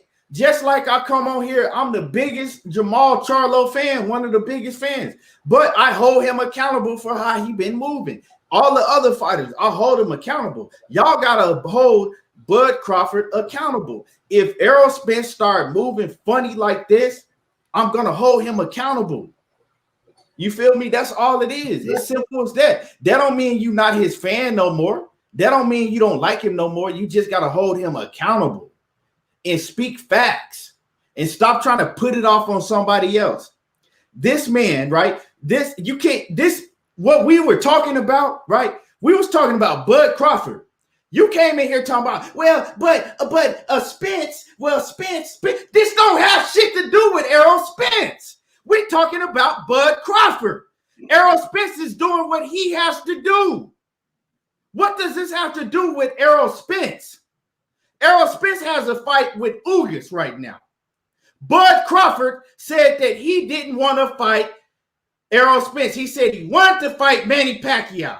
Well, you don't want to fight Errol Spence? No, I want Manny Pacquiao. This don't have nothing to do with Errol Spence. We're talking about Bud Crawford. They are not Siamese twins. They're not connected to each other. So what Spence does don't have shit to do with Bud Crawford. Why is Bud Crawford not fighting? Why is Bud Crawford on the shelf until September? Why does Bud Crawford have several opponents that's been calling him out and he can't make a fight with none of them? Stop using Errol Spence as a fucking shield for Bud Crawford. This is about Bud Crawford, not Errol Spence. We could do a whole nother show about Errol Spence if you want to. Miss me with all of that bullshit. Every time you bring up Bud Crawford, right? Well, but Errol Spence, but is fucking Bud Crawford's whole career surrounded on how Errol Spence move and what he do? Fuck it. Errol Spence is asleep right now, so Bud Crawford needs to take his ass to bed because it's bedtime. The fuck, man? Y'all getting on my nerves with this bullshit. That's the truth, bro. Hey, that's the fucking truth right there. You just said it. His moves ain't got nothing to do with Errol moves till they get to that negotiation table. It ain't got nothing. Neither one of them got anything to do with it till they get to that negotiation table. Now, he ain't fighting nobody. Man. I mean, I was anticipating a good fight, bro. Because, you know, I love boxing. I was anticipating, okay, Bud about to announce somebody big, somebody good. Well, I'm going to be excited to watch this shit. Then we get this. It's the crazy, disappointment is like, because I love watching him fight. Bud Crawford, we fans of Bud Crawford just like anybody else, right? We want to see Bud in the ring. You know what I'm saying? We want to see him fight. And we really want to see him fight somebody who's good, who's an elite fighter at 147. Right, that's what we want to see.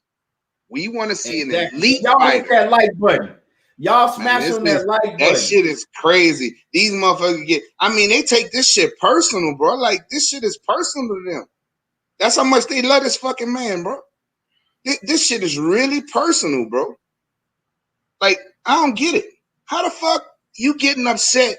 You should be upset with him, not the motherfuckers who giving you the facts. You should be upset with the motherfucker who y'all thought was gonna have a big fight. That's your man. If that's your man like that, you ought to be very disappointed in your man right now. You ought to be real pissed off with your man right now because y'all lied to me, right? Don't get mad at the messengers who's saying, man, this some bullshit. When it's some bullshit. The shit ain't. Don't get mad at us. Don't get mad at Wayne. Don't get mad at Keon because your man didn't do what he said he was going to do. How you going to get mad at us for speaking of facts? That shit is amazing to me. Hey, and then you want to talk about Errol Spence. He not disciplined and all that. That man doing what the fuck he said he was going to do from the dump, from the gate. Y'all motherfuckers y'all crazy, bro. They take this shit too personal, bro. Neither one, whoever your boy who was on here before, is he Bud Crawford partner or what the fuck? Cause I don't know Earl and I don't know fucking Bud. I like their styles. I like the way they fight. I think they both elite fighters, high IQs. I want to see the fight. But that's the far as it go with me. I see fighters every day. I'm in the gym every day with fighters. So I don't care. You know what I'm saying? I don't care one way or the other. But I really want to see this fight because I think it would be a great matchup. They both elite fighters. But Bud hasn't proven himself at 147. As far as I'm concerned, this is my opinion. I think that he hasn't fought the best competition at 147. But you like me though, coach. We respect his skill set to know enough. Right, the motherfucker got skills out this world, and that motherfucker, right? You can see he built into his body. He built into his body coming from 140. You can see his progression with just looking at his body. He's put the weight on the right weight. He's strong as a motherfucker, and he punch hard. And he got skills. And he's a dog. He got that dog mentality. That killer. You got two dogs in the ring, right? But I don't hate Bud Crawford. Fuck, y'all hate Errol Spence for nothing. For a person who's doing exactly what he's supposed to do. That shit is amazing. You hate somebody or dislike somebody because you like another fighter? I like Bud Crawford. I like Errol Spence. Fuck, I like Keith Thurman. I like Sean Porter. I like when they fight each other though, because I'm a true boxing fan. I'm a true fucking boxing fan. Just like I want to see fucking I want to see fucking Devin fight fucking Teofimo. That's what I want to see. Because they supposed to be the two top dogs. But that's what I want to see. I don't want to see all this bullshit, man. And these motherfuckers go back and forth fussing and getting bit. He want the link. That's good.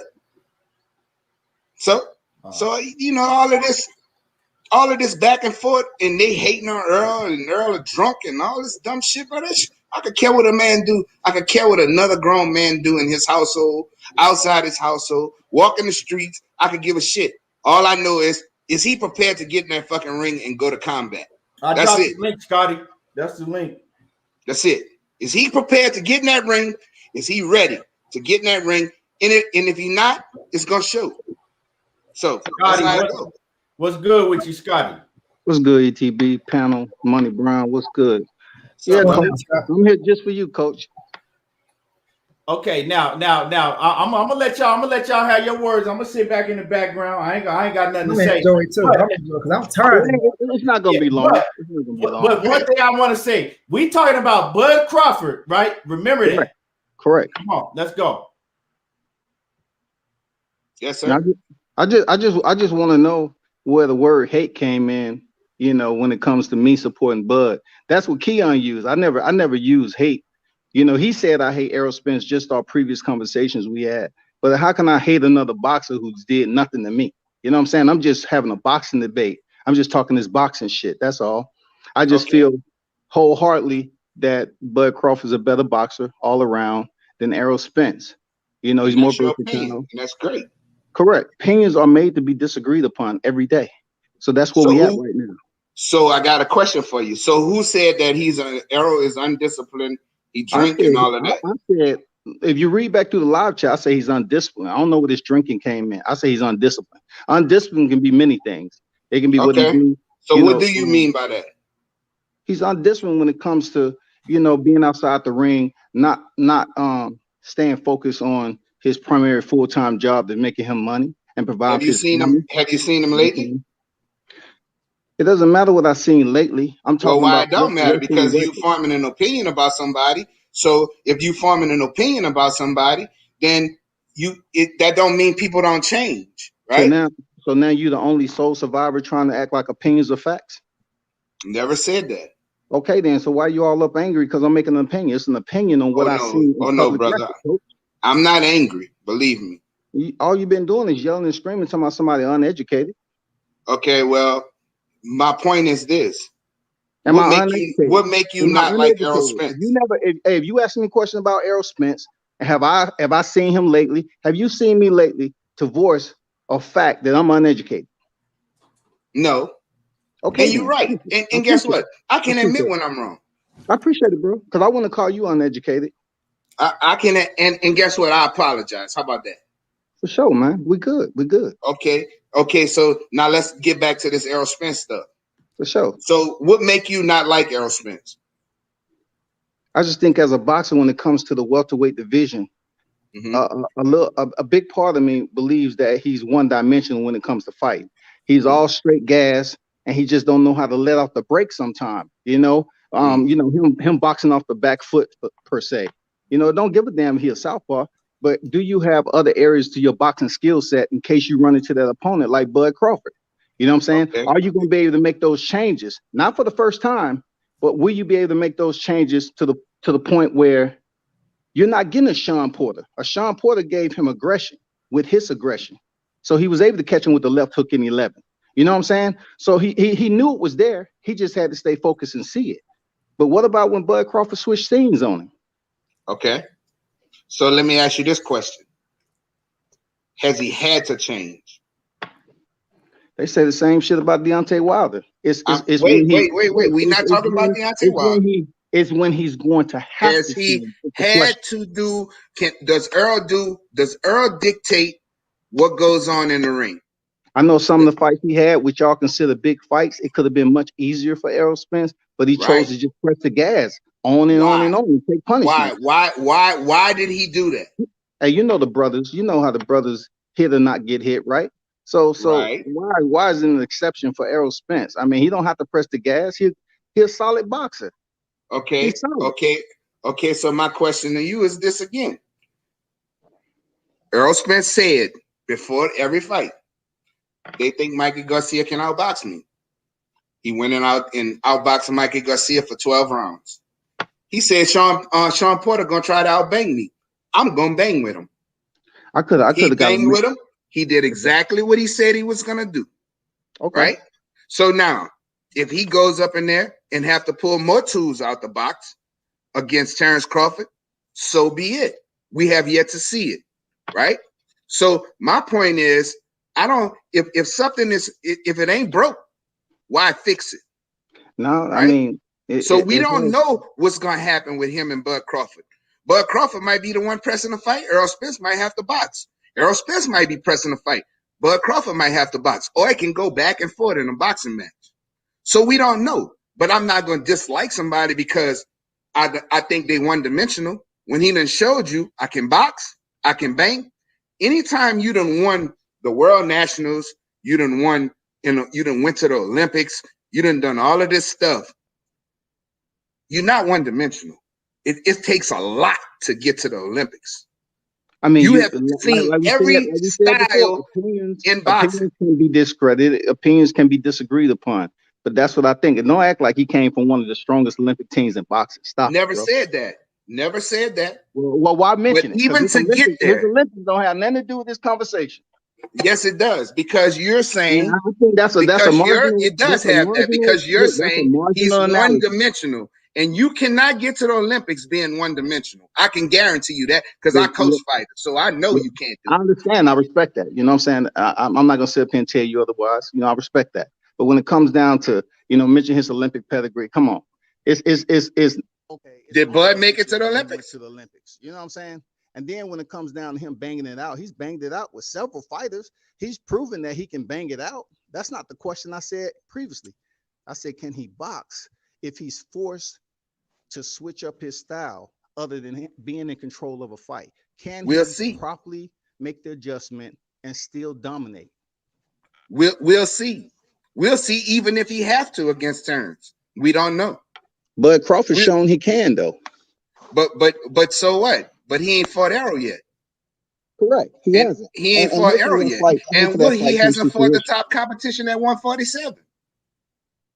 So we don't know what Bud got to bring out the bag when it comes to the 147 division. He hasn't fought the best. He haven't fought the top 5 fighters. What's his record at 147 fact, though? Bro, I'm not making up. What is his record at 147? He's undefeated. Okay, so he's undefeated at 147. That's good, right? I mean, he fought. Nobody said it's not good, but three undefeated fighters, coach. Three undefeated fighters. What undefeated fighters? 3 undefeated fighters at welterweight he faced, man. And then the other 2, like you said, Amir Khan, we'll watch that to the side. We'll watch Amir Khan and Kell Brook, even though y'all give Errol Spence, credit for beating a Kell Brook that was closer to the fight date of losing to Gennady Golovkin than Terence Crawford, right? Let me ask you this question. Right? Who the fuck told him to get in the ring with GGG when he knew Errol Spence was the mandatory? No. We said we was going to stay on these 2 fighters, Shouty. But I'm not telling you what I don't know. I don't know that, coach. I don't know that, coach. I'm not going on who told who, what, when, and how. I'm not going to sit here and you're going to say he had to fight GGG first. He chose to do that. And he still had a belt that Errol Spence wanted. So what Earl was supposed to say, well, you just fought GGG, and I want that IBF belt real bad. But you know what? I'm going to give you time because I've been fighting all these fights to get to this point. But I'm going to give you a time to wait. No. Hey, out your own mouth earlier, yes, you criticized Bud for facing Kell Brook, who was damaged, right? So who had the damage? Now, check this out, coach. You said earlier in this live that he stepped in there with a damaged Kell Brook. But I'm saying to myself, did Kell Brook have a belt when he stepped in there with Errol Spence? Did Kell Brook have a belt when Bud Crawford fought? What did it have to do with damage, though? Did Kell Brook have a belt? Yes or no? Errol Spence was going after belts. Look, amongst adults, amongst going those, I don't after have to belts. physically answer the rhetorical question. Come on, bro. Let's go. Because you know Keep it's moving. true. He didn't have Keep a moving. belt. Okay. So it didn't make any sense for Bud Crawford to fight him. And Okay. he's not in the top fucking 5. So many what people sense talking did it about, make? well, he Kell should fight a Brook wasn't common in the opponent. top 5. He should bro. fight a common opponent of Errol Spence. He should fight a common opponent. That's Who- that's what you know everybody's what? talking about. At least fight a top 5 fighter. Kell Brook hadn't Okay. fought in 2 years, bro. 2 years. He wasn't in the top 5. When he had the belt, Errol Spence was going to get the belt. That's why Errol don't want to fight Manny Pacquiao, because he don't have a belt. Errol told you what he was going to do. I'm going to get the belts. And then Man, I'm that just coming happened. to see you, Bud They just Crawford. put Manny Pacquiao on recess. Don't act like it was something that just happened. They put him on recess. They emailed Yordenis Ugas and gave him a gift. And now Errol about to pick up the gift. Now what? Yeah, well, you know what? Now Manny what? Pacquiao Y'all gonna give credit? Y'all gonna give credit for Errol Spence for picking up an email belt from Yordenis Ugas? Hey, You know what? You can say whatever you want. Coach, I'm just saying, Coach. I'm just saying. So what he's supposed to do? I'm not gonna fight you. No, we ain't talking about what he's supposed to do. I'm just telling you, just like you asked me a rhetorical question, right? He's about to pick up an email belt from Yordenis Ugas. Y'all gonna sit up here and beef that up too and say, oh man, he's gonna hear he's unified. Listen, I'm not beefing anything up. Only thing I'm saying is this: Errol Spence said what he was going to do. Whoever had the fucking WBA, it could be King Kong. I'm going to fight that motherfucker. I'm gonna take his belt, and then Bud Crawford, I'm coming to see you. Hey, Coach. Yes, sir. Can I ask World Combat something? Sure, go ahead. When World Combat said Earl couldn't switch up with nothing, right? I didn't say he couldn't switch up. Why would I say that? I mean, I say we haven't seen a fight with him switching up and basically in the ring with a fighter like Bud Crawford that's as versatile as Bud. This Batman that's on the panel. I know who he is. What's going on, Batman? Hey, what's up, World Combat? What's good? What's good? Question? Can I ask you this question? Yeah, go ahead, bro. What fighter, A-class fighter that Terence Crawford ever been in the ring with? See, look, we have to identify this, that he is a 3-division champion. Now, if you want to compare John, check this out, though. You asked me a question, right? You asked me a question. Yeah, let's go ahead and answer. You asked me a question. So therefore, Terence Crawford has fought world champions, has he not? I said A-class fighter. He fought world champions, did he not? Yes. Has he fought world champions? He fought world champions, right? All right. Has Errol Spence fought world champions? Yes. Okay, in 2 weight classes, welterweight, not 2 weight classes, in welterweight at 147, both Errol Spence and Terence Crawford have both fought world champions. Okay. All right. Why do you want to talk about cool. A class? They both fought world champions. You can look, y'all can devalue Jeff Horn all you want, but he came off a win from Pacquiao. Man, he ain't beat Pacquiao for real. Come on, man. I'm not talking about what he did or did not do to your perspective. I'm just saying he picked up the belt from Pacquiao. I give you that, bro. Listen, just like you was just about to say, Ugas got gifted. He got gifted a decision. So I don't care about no Jeff Horn. It showed once Jeff Horn lost to Bud Crawford, he was some shit after that. But see, Batman, the difference between Ugas and Jeff Horn stepped in the ring and answered the bell. Ugas was sitting in his living room while he heard "You have mail." Okay, that's cool. That's not Ugas. Who fault is that? I don't care. Tell him you want to fight for the vacant. Tell him you want to fight for the vacant. Now, since you say that, right? When Bud Crawford was offered to fight Kell Brook, it was 2 other fighters that was in the top 5 welterweights was trying to fight him. So why did he choose Kell Brook? You have to ask Crawford that. A man who haven't fought in welterweight in 2 years was just fighting at 154. Yeah, he had 3 fights at 154. We know that. Yeah, he had 3 bum ass fights at 154. Okay, you can put bum in there. I ain't gonna argue that. All right, cool. So why would you fight a man that haven't been at 147 for 2 years, but you got Keith Thurman and you got Sean Porter on your heels, but you say they don't have belts. You say they don't have belts. Kell Brook. Okay, so is he wrong for saying they don't have belts? Because when Crawford was moving up to the division, that's what the anthem and the preamble was for him, right? Get a belt. So he got a belt from Jeff Horn. Jeff Horn ain't good enough, right? All right, but you just said he had to Right or wrong there, Batman. Right or wrong. They told him to get a belt. He got a belt, and then what? Nothing. Which called for Pacquiao and Earl for Sean Porter. That's what happened. Sean Porter fought for the Bacon title. Cool. All right, and then for Ugas, and then for Earl Spence. But listen, before Terence Crawford even got up to welterweight, Earl Spence said this. He said this in the interview. Once he got that IBF belt, this is what he said in his interview. He said, I am about to get all the belts that's on my side, and then when I'm finished with my side, I'm going across the street, and whoever got that belt, I'm taking it from him. That's exactly what he said. Yeah, we already know that's public record, Batman. All right, cool. So is one person living up to what he's saying he's going to do? He's saying once he take this belt off Ugas, I'm going straight to Shorty. But okay, so saying, you want to talk about living up? No more. Hey, Batman, you want to talk about living up, right? Huh? So living up means if you said you was gonna take all the belts at welterweight, then why is he still with 2 belts? He about to be with the 3rd belt. You don't know that. You don't know that. They about to fight. I know you don't know. You don't know what the outcome is, right? All right, cool, but he's doing. Come on, man. He's doing what he said. I know. It's easy to say, "Come on," right? But come on, man. I'm just being petty. At least he's you trying don't know to get the it, outcome. I mean, he's trying. He said what he gonna do. Yeah, trying can be just. But my point is this: talking let's shit, get trash, back to all that. Let's leave Errol Spence out of this. Let's talk about your guy. All right, now listen, but now that ain't my guy. Just a boxer I support. That's all. Okay. I support Deontay Wilder stronger than I do Bud Crawford. So you know. Okay, so you like the way Bud moving right now? Let's be honest.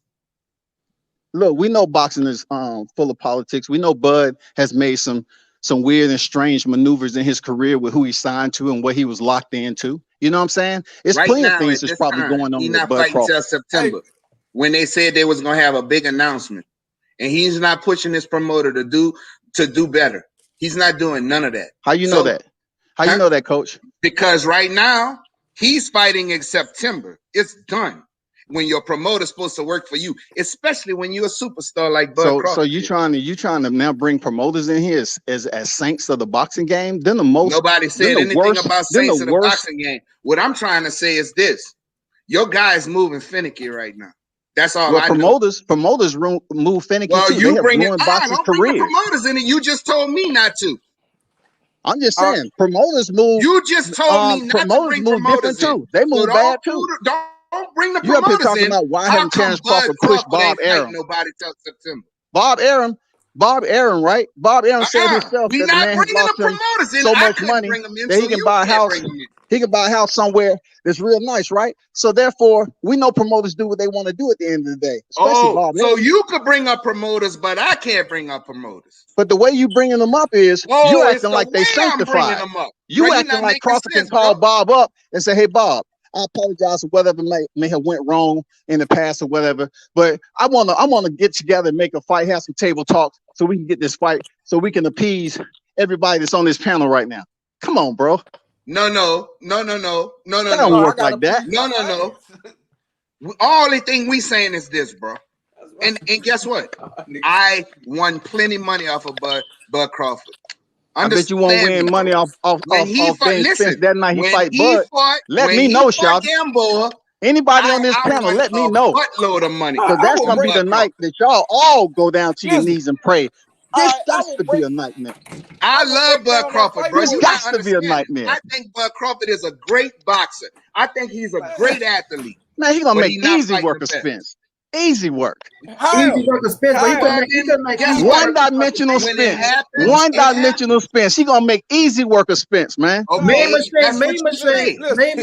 Benavidez. Well, we not gonna matter because it doesn't matter. He did what he had to do to the 5 opponents he fought. It don't matter the names. My thing though, Scotty, they can make it to 11 and 12 rounds, but he gonna make easy work of Earl Spence, bro. Come on now, dog.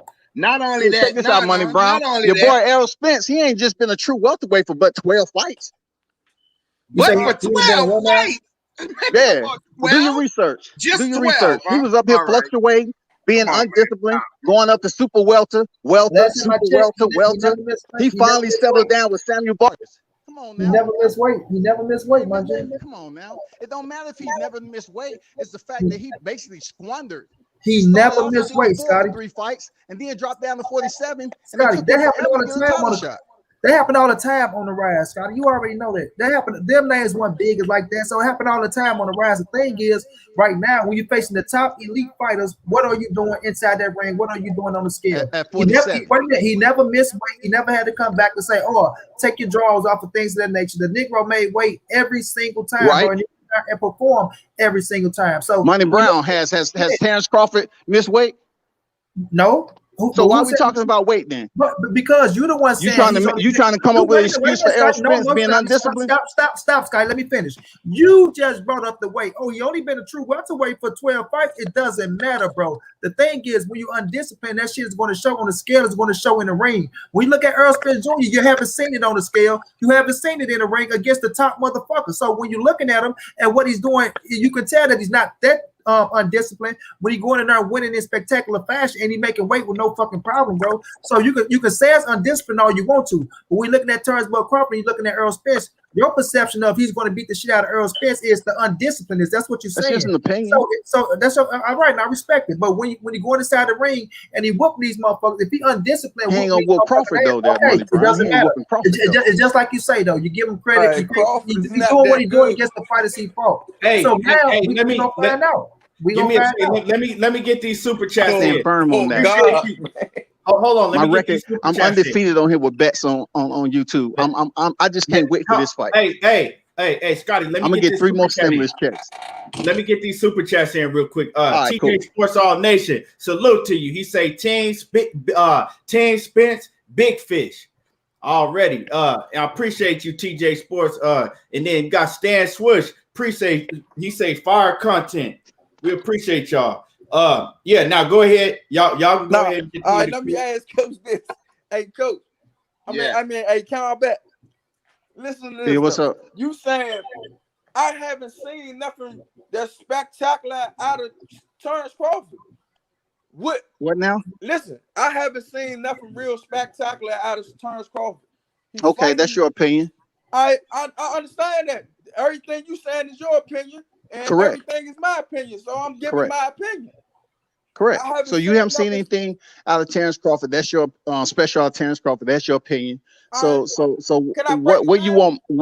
How do you want me to correspond to that? It's not debatable. No, the special shit you see, I don't see because he fight people he posed to beat.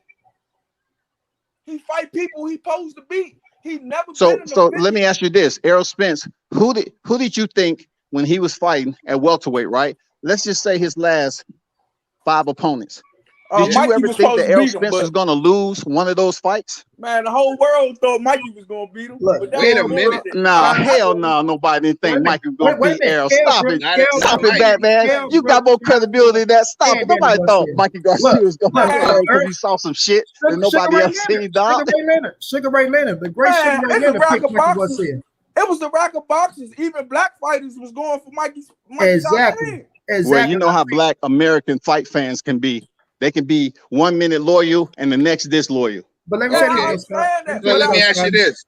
Let me say this, Coach. So you're telling me that Danny didn't have an opportunity, or Sean Porter? Sean Porter, really? Sean Porter, Coach, and Kell Brook. Look, the lead up to Kell Brook, that was a fucking brutal fight. Lead up to the Danny Garcia fight. That was a brutal fight because he made it brutal. When Earl started to fight Danny, every motherfucker was out there, oh man, we don't know if this is the same Earl Spence. Man, Danny going to hit them shots. He's going to do this. It was so many people out there saying, man, we don't know if it's the same Earl, this. You're right, bro. But when you get up, you mean Danny Garcia or Mikey Garcia? Danny. No, I'm talking about Danny, bro. I want to say this, though, Scott. You say that Earl is one-dimensional Earl Spence. Earl went out there outboxed Mikey. He dog with Sean, right?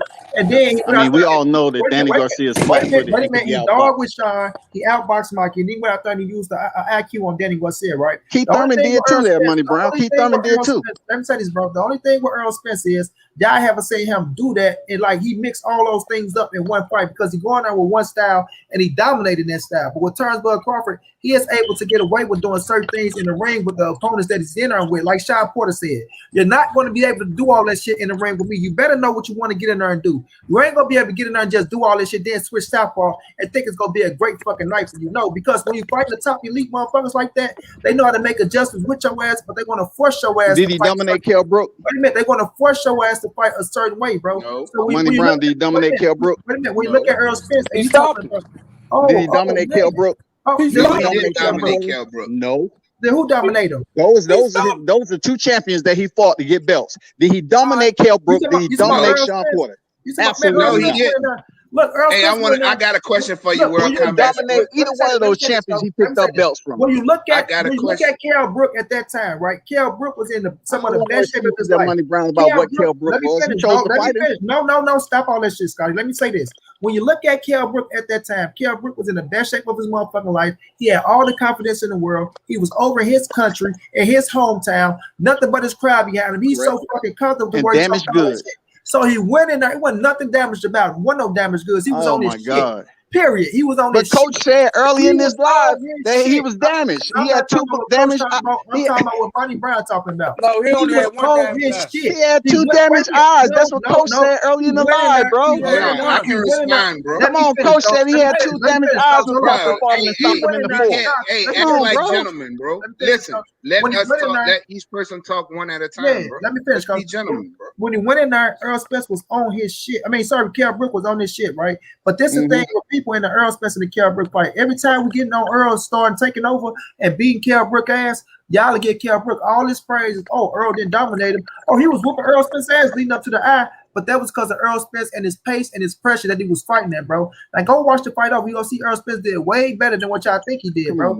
I watched the fight several times. He didn't dominate, bro. When I'm looking at, I never said he dominated. I said it was a great fucking fight against two Yeah. top competitive fighters that Earl Spence took over in the second half, broke his ass down, broke the ass socket, and stopped his ass. You can't take that away from him, period. He was the champion, and what you say, Bud did what he did against the champions he fought. Earl did what he did against the champions he fought. But Kell Brook was a top champion, and he was in way better shape to me, and he was in a way better mental state when he fought Earl Spence than when he fought Terence Crawford. But I give Bud credit for beating Kell Brook. But don't take credit away to my did he dominate because he went in there and stopped his ass and get no better than that in the fight.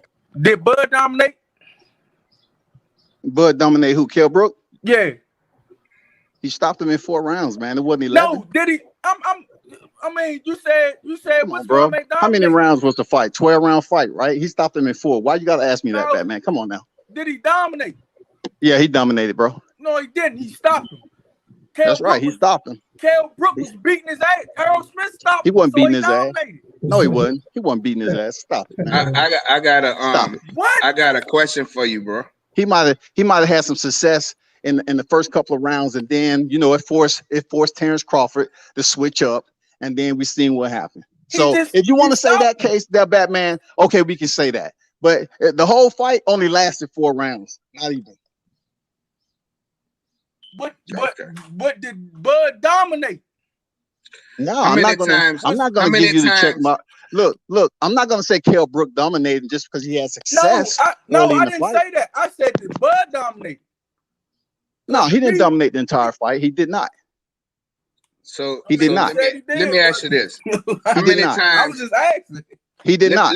Let me tell you something, bro. He did not dominate the whole fight. As a person Both who of them coached did boxing, the same thing. My fault, coach. As a person who coached boxing, bro, you got levels to this game, right? So you see, I done seen fighters get old overnight. I done seen them get old overnight. So I done seen, how many times have you seen Earl Spence get hurt in a fight? Once. Come on, coach. Plenty. Once. Plenty. Wait, no. I said hurt. Get the stanky leg, get hurt. Once. So you gotta clarify that, coach. It's all about okay. language, Well, I'm right? clarifying. Hurt can be buzzed. No. They I mean, get the stanky leg. They trying to know work what I'm talking about? Their legs lock out, look like little baby dicks. How many times? Once. I saw Earl Spence get hurt one time. And we know what this is going. Crawford has been hurt. And Crawford's been hurt. There's levels to this game. Just like people think Virgil Ortiz is ready. He ain't ready. Just like that. They think he's ready. He's not ready because there's levels to this game. Now, My thing is this. You think that Bud Crawford is going to dominate Errol Spence? That's your opinion, and that's great. I don't think that's going to happen because I think that he ain't never had to fight at the pace that Errol Spence fight. Ever. And in his Errol whole Spence has career. never had to fight somebody like Bud Crawford that's going to give him different looks and different frames. Dude, he hit the deck with Mean Machine, bro. Man, what happened to Mean Machine once he was able to have such success in the third? The thing is, you hit the deck with Errol Spence. When you get up, it's get worse. No. Oh, is that right? Okay. No. Can I say this before? Okay. Because I'm about to go. Because in that Gamboa fight, if Gamboa was a more disciplined, like defensive disciplined fighter, Gamboa was beating the shit out Bud Crawford. Go back and look at the fight. Go back and look at it. What, Batman? Do it look like I don't look at fights? Does it sound that way? Come on, bro. I understand that. My point behind all of this whole conversation I was a little nervous, Bet. I was a little nervous on the Gamboa and Bud fight. I ain't gonna lie. Your man right now is moving suspect. Okay, that's you can say that. I look, you're not gonna get any energy off of me saying, "Oh, no, he ain't moving that way." It's shit that's going on behind the scenes that I don't have any type of interaction with. I couldn't tell you because I'm not talking to his team, and anybody who know them, they keep everything in house. So I don't have no debate with that. That's what we came on here talking about, bro. And y'all talking about how good Errol Spence is than Bud Crawford, and I'm like, hell no, he ain't.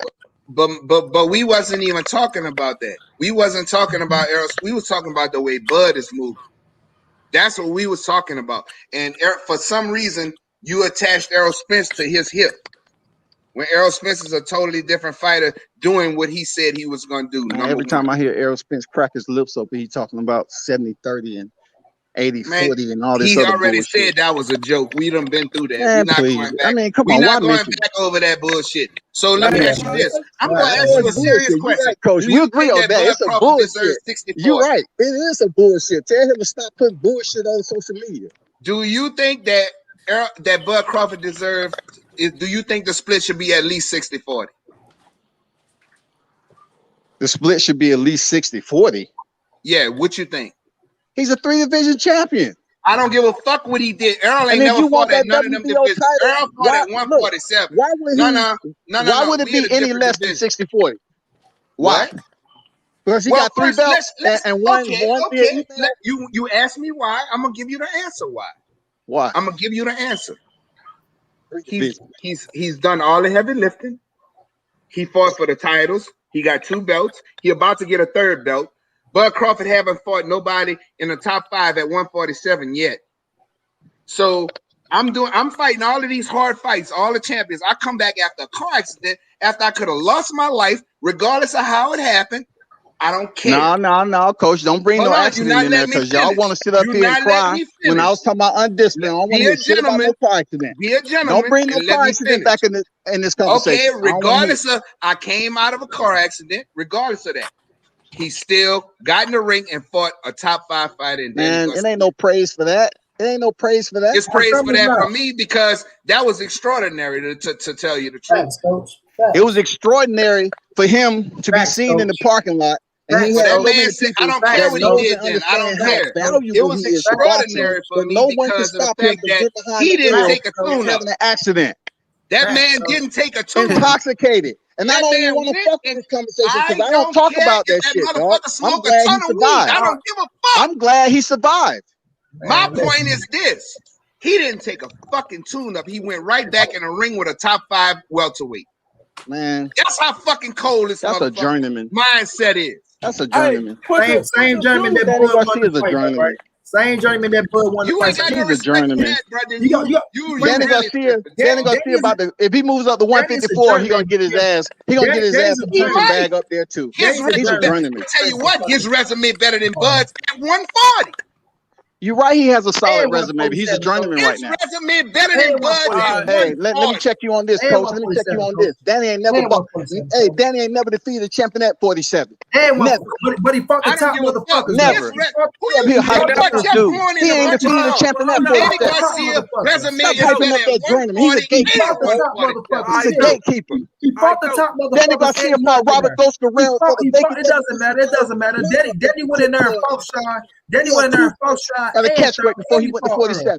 He wasn't fought even the top confident in motherfuckers, himself for right? moving up. He fought the top people. I see how and you he just defeated jumped to them. 147 and just Hold on, left hold that on, hold on, 140 coach. shit I'm Hold on, talking out coach. your Hold mouth. on, coach. Man, he was a champion. That look who he beat, Then he coach. fought You want me to the give you top one drum roll? 147. Amir Khan is in that conversation. Amir Khan, the same person y'all don't get Crawford for. When Come Amir on, Khan coach. was Amir I Khan. can go all When day Amir with this, Khan coach. was I'm Amir Khan. hydrated. Come When on, man. Amir Khan was motherfucking Amir Khan. Stop playing games. Come on, Now, man. Y'all want to put Amir Khan up there and boost him up when because you he look fought at Danny Garcia and lost. when you Come on, look at bro. Danny Garcia fought the top motherfuckers at Was Amir 147. Khan undefeated when he fought Danny Garcia at 40? He went in there and he went Was in there Amir on Khan Twitter, undefeated right? when he fought Hey, Danny Garcia at 40? The Sean fight could have went either way. Was he undefeated though? The Thurman fight could have Was went he either way, right? undefeated when he Either fought fight Danny could have went Garcia either way. at But the 40? thing was, Danny fought that motherfucker. Has he been knocked out He ain't already? make no excuses. He ain't had behind his fucking promoter. He ain't sat there trying to fight a motherfucker, then get played all like I'm that. saying. He went up there and he fought him, bro. That's That's all the I'm thing with saying. Bud. Who's my We don't know if Bud can the beat those Mark fighters until he fight the motherfuckers. I'ma dog. say this. Hey, that's all I'm saying.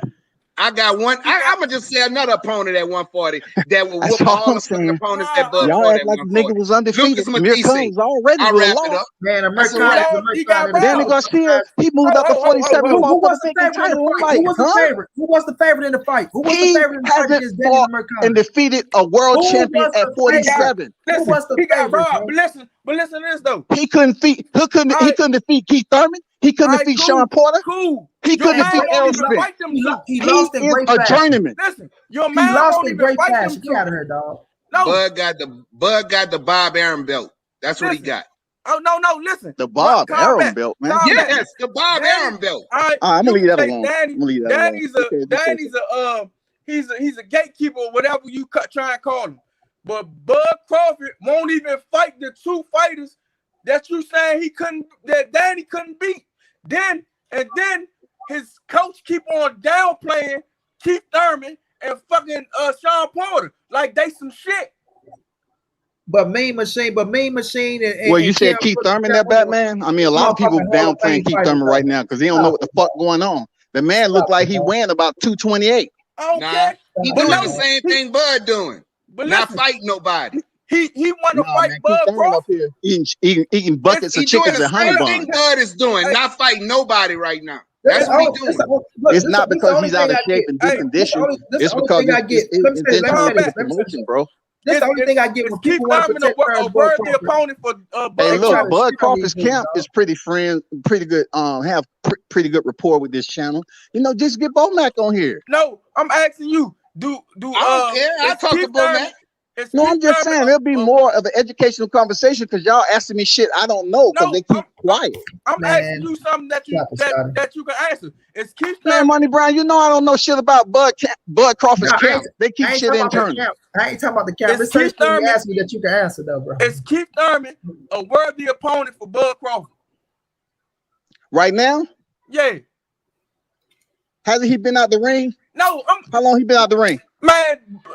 How long he been out the ring? Because y'all was complaining about how long somebody been out the ring earlier, right? So y'all was up here talking about Crawford was out the ring when he had a fight November 2020, right? Man, you giving them credit for Kell Brook that ain't fight for 2 years. Keith Thurman come back. Said Keith Thurman comes back. No one's giving Keith Thurman no respect right now. They don't know what the fuck he got going on. But you They give don't know how Mean he's Machine moving. respect. All right, so it's And you give Amir Khan $7 million to get knocked out. It's And Sean you give Porter. The fighters don't pay the fighters. The fighters don't pay the fighters. What are you saying? You give them a shot, but you won't give a fucking man who lost one fight Why against y'all Manny stuck on Amir Pacquiao. Khan when y'all was just boosting him up for Danny Garcia? Stop it, man. Stop it. Stay off Amir Khan now. Stay off Amir Khan. Stay off Amir Khan. He was already KO'd before he stepped in the ring with Danny Garcia, dog. He had been knocked out by fucking Canelo Alvarez. He But ain't what been that knocked mean? out. Can I say one thing? Danny, the first one that knocked British Prescott was the first one who flushed. There you go. Don't. Y'all quick on the trigger. That's British Prescott. I forgot about that fight. Then he got fucking annihilated by Canelo. He got annihilated. He was done after that. And then Bud gave him $7 million. But you won't Bud did not give him anything. You won't give Coach. Sean Porter but $2 million. Coach, Bud didn't give him anything. He didn't give him anything. No, the promoter gave him $5 million. 7. No. 7 Bud didn't give him shit. No, they gave him 5 and 2. We all know Bud has limited say-so over there at Top Rank. We've seen that already by his promoter putting him on blast in front of social media. No, and his promoter said he wouldn't sign a contract for a couple of them fighters. True. But, I heard that. But let me ask you this. Hey, I heard that. Cruz just made a good point. But you good with him fighting a Manny Pacquiao who ain't fought since July 2019. Who good with who? What we talking about now? If Bud got that Manny Pacquiao fight. With a belt? With a belt? No belt. He ain't got no belt. Manny Pacquiao ain't got no belt. Fighting him then? That's the same thing. But he was willing to take 80-20 with Manny Pacquiao. Man, is it about money or it's all about keeping that title? Wait, bro. He was willing to take 80-20 with Manny. No, we ain't talking about percentages. You just asked me about him fighting Manny Pacquiao. Why should he fight Manny Pacquiao with no strap? It's pointless. He was just trying to get him to fight. Yeah, because there's nobody out there. Like that still doesn't mean it makes sense just because he was trying to get a fight. Oh my God. Well, because he can't get Errol Spence. He can't get Errol Spence. He can't get Sean Porter. Why even negotiate with him? Answer that question. I don't know. Ask him. Ask him, bro. But this is the way you like him to move, bro. Come on, stop. No, you can't insert language into my side. What I say is what I say, and it's clear, Coach. Don't try to insert you like. Don't try to put that you like shit on here. What you mean? I'm telling you the mean facts, what I bro. mean. Don't try to insert you like. I listen to words, bro. I'm speaking pure facts. Look, Coach, I'm gonna tell you like this. Why he don't want to fight Sean Porter? Coach, there's a limited depth to the inside information I know internal to Bud Crawford's camp. I never came online and act like did any live as if I was speaking for the camp ever. Okay. Ever. You was in the comment section. I just support and fuck with Bud Crawford. You was in the comment section, and you defended Bud to the fucking hilt when we was talking about. So why you bringing up public shit? You can go back and read that. What's the point? But the whole point is, I clarified everything I need to say since I clicked the link. Right. The point is this: we was talking about the way Bud Crawford and his team is moving. Correct? Am I right? I told you earlier, it's only so much. I'm limited in the depth that I know behind the scenes and why he's not fighting Sept Canelo. Bro. I asked you a question. My question is this: were we talking about the way Bud Crawford was moving? Yes or no? You know what I like to do when we driving the narrative? I like to go forward. I don't like the goddamn hit a thriller video. No, because when you look in the when you look at because when you look back, you can see the mistakes you made, and you don't make no mistakes. Don't try to put no mistakes. Bro, you know one thing I don't do? I don't get on. I don't jump on other people's channels acting as if they don't know boxing or talking about you got a body and all that shit. I just come over here and debate. I asked you a question. Were we talking when you want to sit up here and act like I made mistakes and all this other nonsense? You know that shit ain't true. Hey, this boxing game is an opinion-based debate when it comes to this. No. We not don't going try to sit up here and talk about I make mistakes, facts, Jack. No. Sit here and talk about I make mistakes. Because I can guarantee you this, Coach. You may teach boxing, but you don't know more than boxing than me on a one-on-one debate. I'll tell you that right now. Really? That was proven. That was proven right now. How is it proven? It's proven by on the panel. I'm on the panel with 3 other people, 3 or 4 other people. That's Errol Spence fans, right? All I've been doing is just talking about. Don't get it twisted. I am a boxing fan. I see fights every week. So if you're a boxing fan, stay on boxing and don't try to come in here and act like you trying to say somebody making mistakes. I've been courteous the whole time, bro. I've been courteous the whole time. You good, but you ain't that good, Scotty. We get it. I don't take shit personal. Don't sit there and talk about people making mistakes. It's a boxing debate, homie. He said when you look back, you will see that you made mistakes, bro. You don't know how he was putting it. But now this is the thing. When we talk about Money Brown, don't be trying to talk for a grown ass man, bro. Wait a minute. Hold on, Scotty. Because you in your feelings right now, Scotty. I ain't in my feelings. Yes, you is, y'all. Bro. Coach been yelling and screaming before I even click the link. How am I in my feelings? Keep that shit across the line. That's how we talk all the time. Keep that shit online. Act like I've been on here talking shit that don't make sense the whole time. Stop it. Let's listen to the truth. Stop it, bro. Hold on, coach. Scotty, I've been respectful the whole time. I respect Keon. You one of them dudes that's pissed off. Don't sit here and act like I don't know shit about that. You feel like one of them dudes that pissed off that announcement never came, that fight never came for Terence Crawford. We ain't talking about no fights that never came, bro. We talking about this right now. I'm talking about what I'm talking about. This the situation with Bud Crawford. Y'all can't get a hold of that. Y'all can't grasp the concept. We are here as boxing fans. We want the goddamn fight. We trying to do everything that we got to say to make this fight happen. We are keeping it trill like we always keep it trill. Okay, keep it trill and drop the dollar bill. Keep it trill and drop the dollar bill. In the world. So when we come in this motherfucker and if we talk Money Brown, man, come on, bro, keep it trill and drop the dollar bill. Bud Crawford and the flaws that he made with his goddamn career with Bob Arum on why he's not getting these big fucking fights. That's no debate. I can't debate that because I don't know. You're right. So I can't debate that. So now, Bud ass need to move a better way, or he need to get the fuck away from Bob Arum to make his big fights happen. Because Bob Arum been fucking him. Doesn't his contract expire in October? It doesn't matter what happened in October. We talking about right now. Money Brown doesn't expire in October. Now he ain't getting a fucking big fights. He does it expire in October? Multiple checks. Be patient, Money Brown. Be patient. Took multiple big fights off the fucking table with him. It ain't about being patient. Doesn't expire in October though. That's right around the corner, right? According to him, he's tired of being patient. So we don't have to be patient now. Okay. When it comes to him and Errol Spence, bro, this is it. This is it. Period.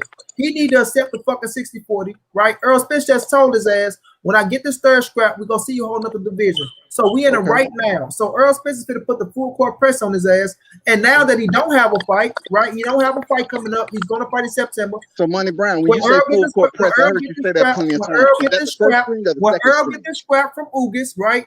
Bud need to fight Errol Spence next. Period. If he on the full court press with the second and third string, it ain't gonna matter. After Ugas, the full court press will be put down on Terence Crawford with the second and third string. Now, when he get this third scrap, Bud need to fight Errol Spence since he let Bob fuck him out of paycheck in July. Correct. The only fight at 147 after this is Errol Spence and Terence Crawford. Correct. No Sean Porter, no Manny Pacquiao, no none of that shit. That shit is past.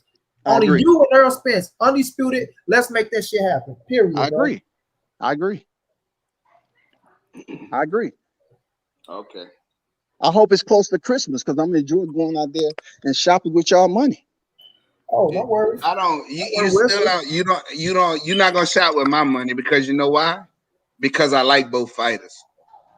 You can like both fighters and still bet, coach. It ain't that personal. Bro, I like both fighters, and it's a 50-50 fight for as I'm concerned. You weren't talking like that earlier, coach. That's not true. Real greasy about you right there, dog. My boy Bud Crawford. Money, you right there. You was talking real slick about my boy Bud Crawford. What have I always said? 50-50. Man, that man, hey, Slim, that man. Hey, coach, it's been a pleasure, man. What have I always said? I always said what? It ain't personal, Money Brown and Keon. Keon's been on here saying, I be absolutely wrong. I'm gonna be on Scotty's show tonight. We fuck like this don't lead to no bullshit. Money Brown, look, Money Brown, he doesn't have a break when he get going. You ain't gonna do that on my panel. I don't want to put the brother on mute. I don't do that mute shit. Yeah, I hope you don't interrupt people like you've been doing on here on your panel. Stop being sensitive. They just told me I was in my emotion. Now you feeling like, come on, man, coach. You feeling real sensitive right now. Some of these super chats. Let me get through some of these super chats. We got TJ Sports in the Nation off in that super. TJ Sports All Topics off in that super chat again. He said Kel was undefeated at 47 the time Errol stopped him. And that's facts. That's a fact. And then we got my man Uppercuts Boxing Nation off in that super chat again. He say Errol fought a tougher opponent coming off a near-death experience. Dan Crawford has his whole time. He said that Errol fought a tougher opponent coming off a near-death experience than Crawford has his whole time in the division. That's another fact. You can't deny that. And then we got my man Zenith off in that super chat. Zenith 360. What's good with it? He say if we stand on topic. He said it was where is Bud. He said if we stand on topic, it was where is Bud announcement, and why is he not going after Sean Porter or top names? Right? He says dude came in here saying Spence undisciplined and changed the topic, but dude, hey Keon, he talking about world. I think he talking about the link. The link is in the motherfucking live chat. If you think you can convince me otherwise. Click the link. Don't sit up in a live chat and put super chats up there talking about, dude. You know what the fuck my name is. Yeah, World Comeback. We all family on this panel. You know what I'm saying? Man, we good, man. Man, y'all, hey, I tune into your shit because you be talking some good shit. He got his World Comeback. He gonna ride with. See, this is the thing. We all family. Y'all see me and Money get up in here and we go at it. When World Comeback gonna ride for Terence Crawford. He gonna ride for Terence Crawford like Money Brown gonna ride for motherfucking Tank Davis when me and him get to going at it. So you know that's just what we do. But it's all love, man. I sit up here and I listen to y'all shit all the time, man. Oh, you already know. Don't just listen and show love. Don't hate in everything. So man, you know Scotty ain't gonna never. Hey, bro, I think I'm the only one on YouTube. I don't even have a channel, bro. I just do this because this is what I love. I can tell, Coach. I can tell you don't have a channel. Scotty's strong-minded. We know how it's gonna be when Scotty come to this bitch, just like with all of us. Ain't no motherfucker finna get up on nobody. So everybody gonna get their point across. But the facts gonna be the facts at the end of the day. No matter how much shit we say, the facts are gonna stand out, and that's all that matters. And what's the facts there when you're talking about the facts? That Bud Crawford is a better fight out of Errol Spence. No, the facts is your man moving funny. That is your man moving funny. That's the facts. Your man moving funny. When they said that he was gonna have a big announcement come through, and guess what? We ain't heard shit. Now he fighting in September. Tell me this: why you ain't on motherfucking Eddie Hearn since you bringing other people into the equation? They said they was gonna have a site announcement and all this other shit. I still look on BoxRec. I don't see an S up there for a scheduled Fury Joshua. Why you not mentioning him? He'll like it. Well, they talked about that earlier. I'm just saying. There's plenty of people that lie in boxing now. Yeah, you missed the beats. You missed the beat. I went off on all that whole situation last night, Scotty. Okay, for sure. Yeah, you know I've been on that.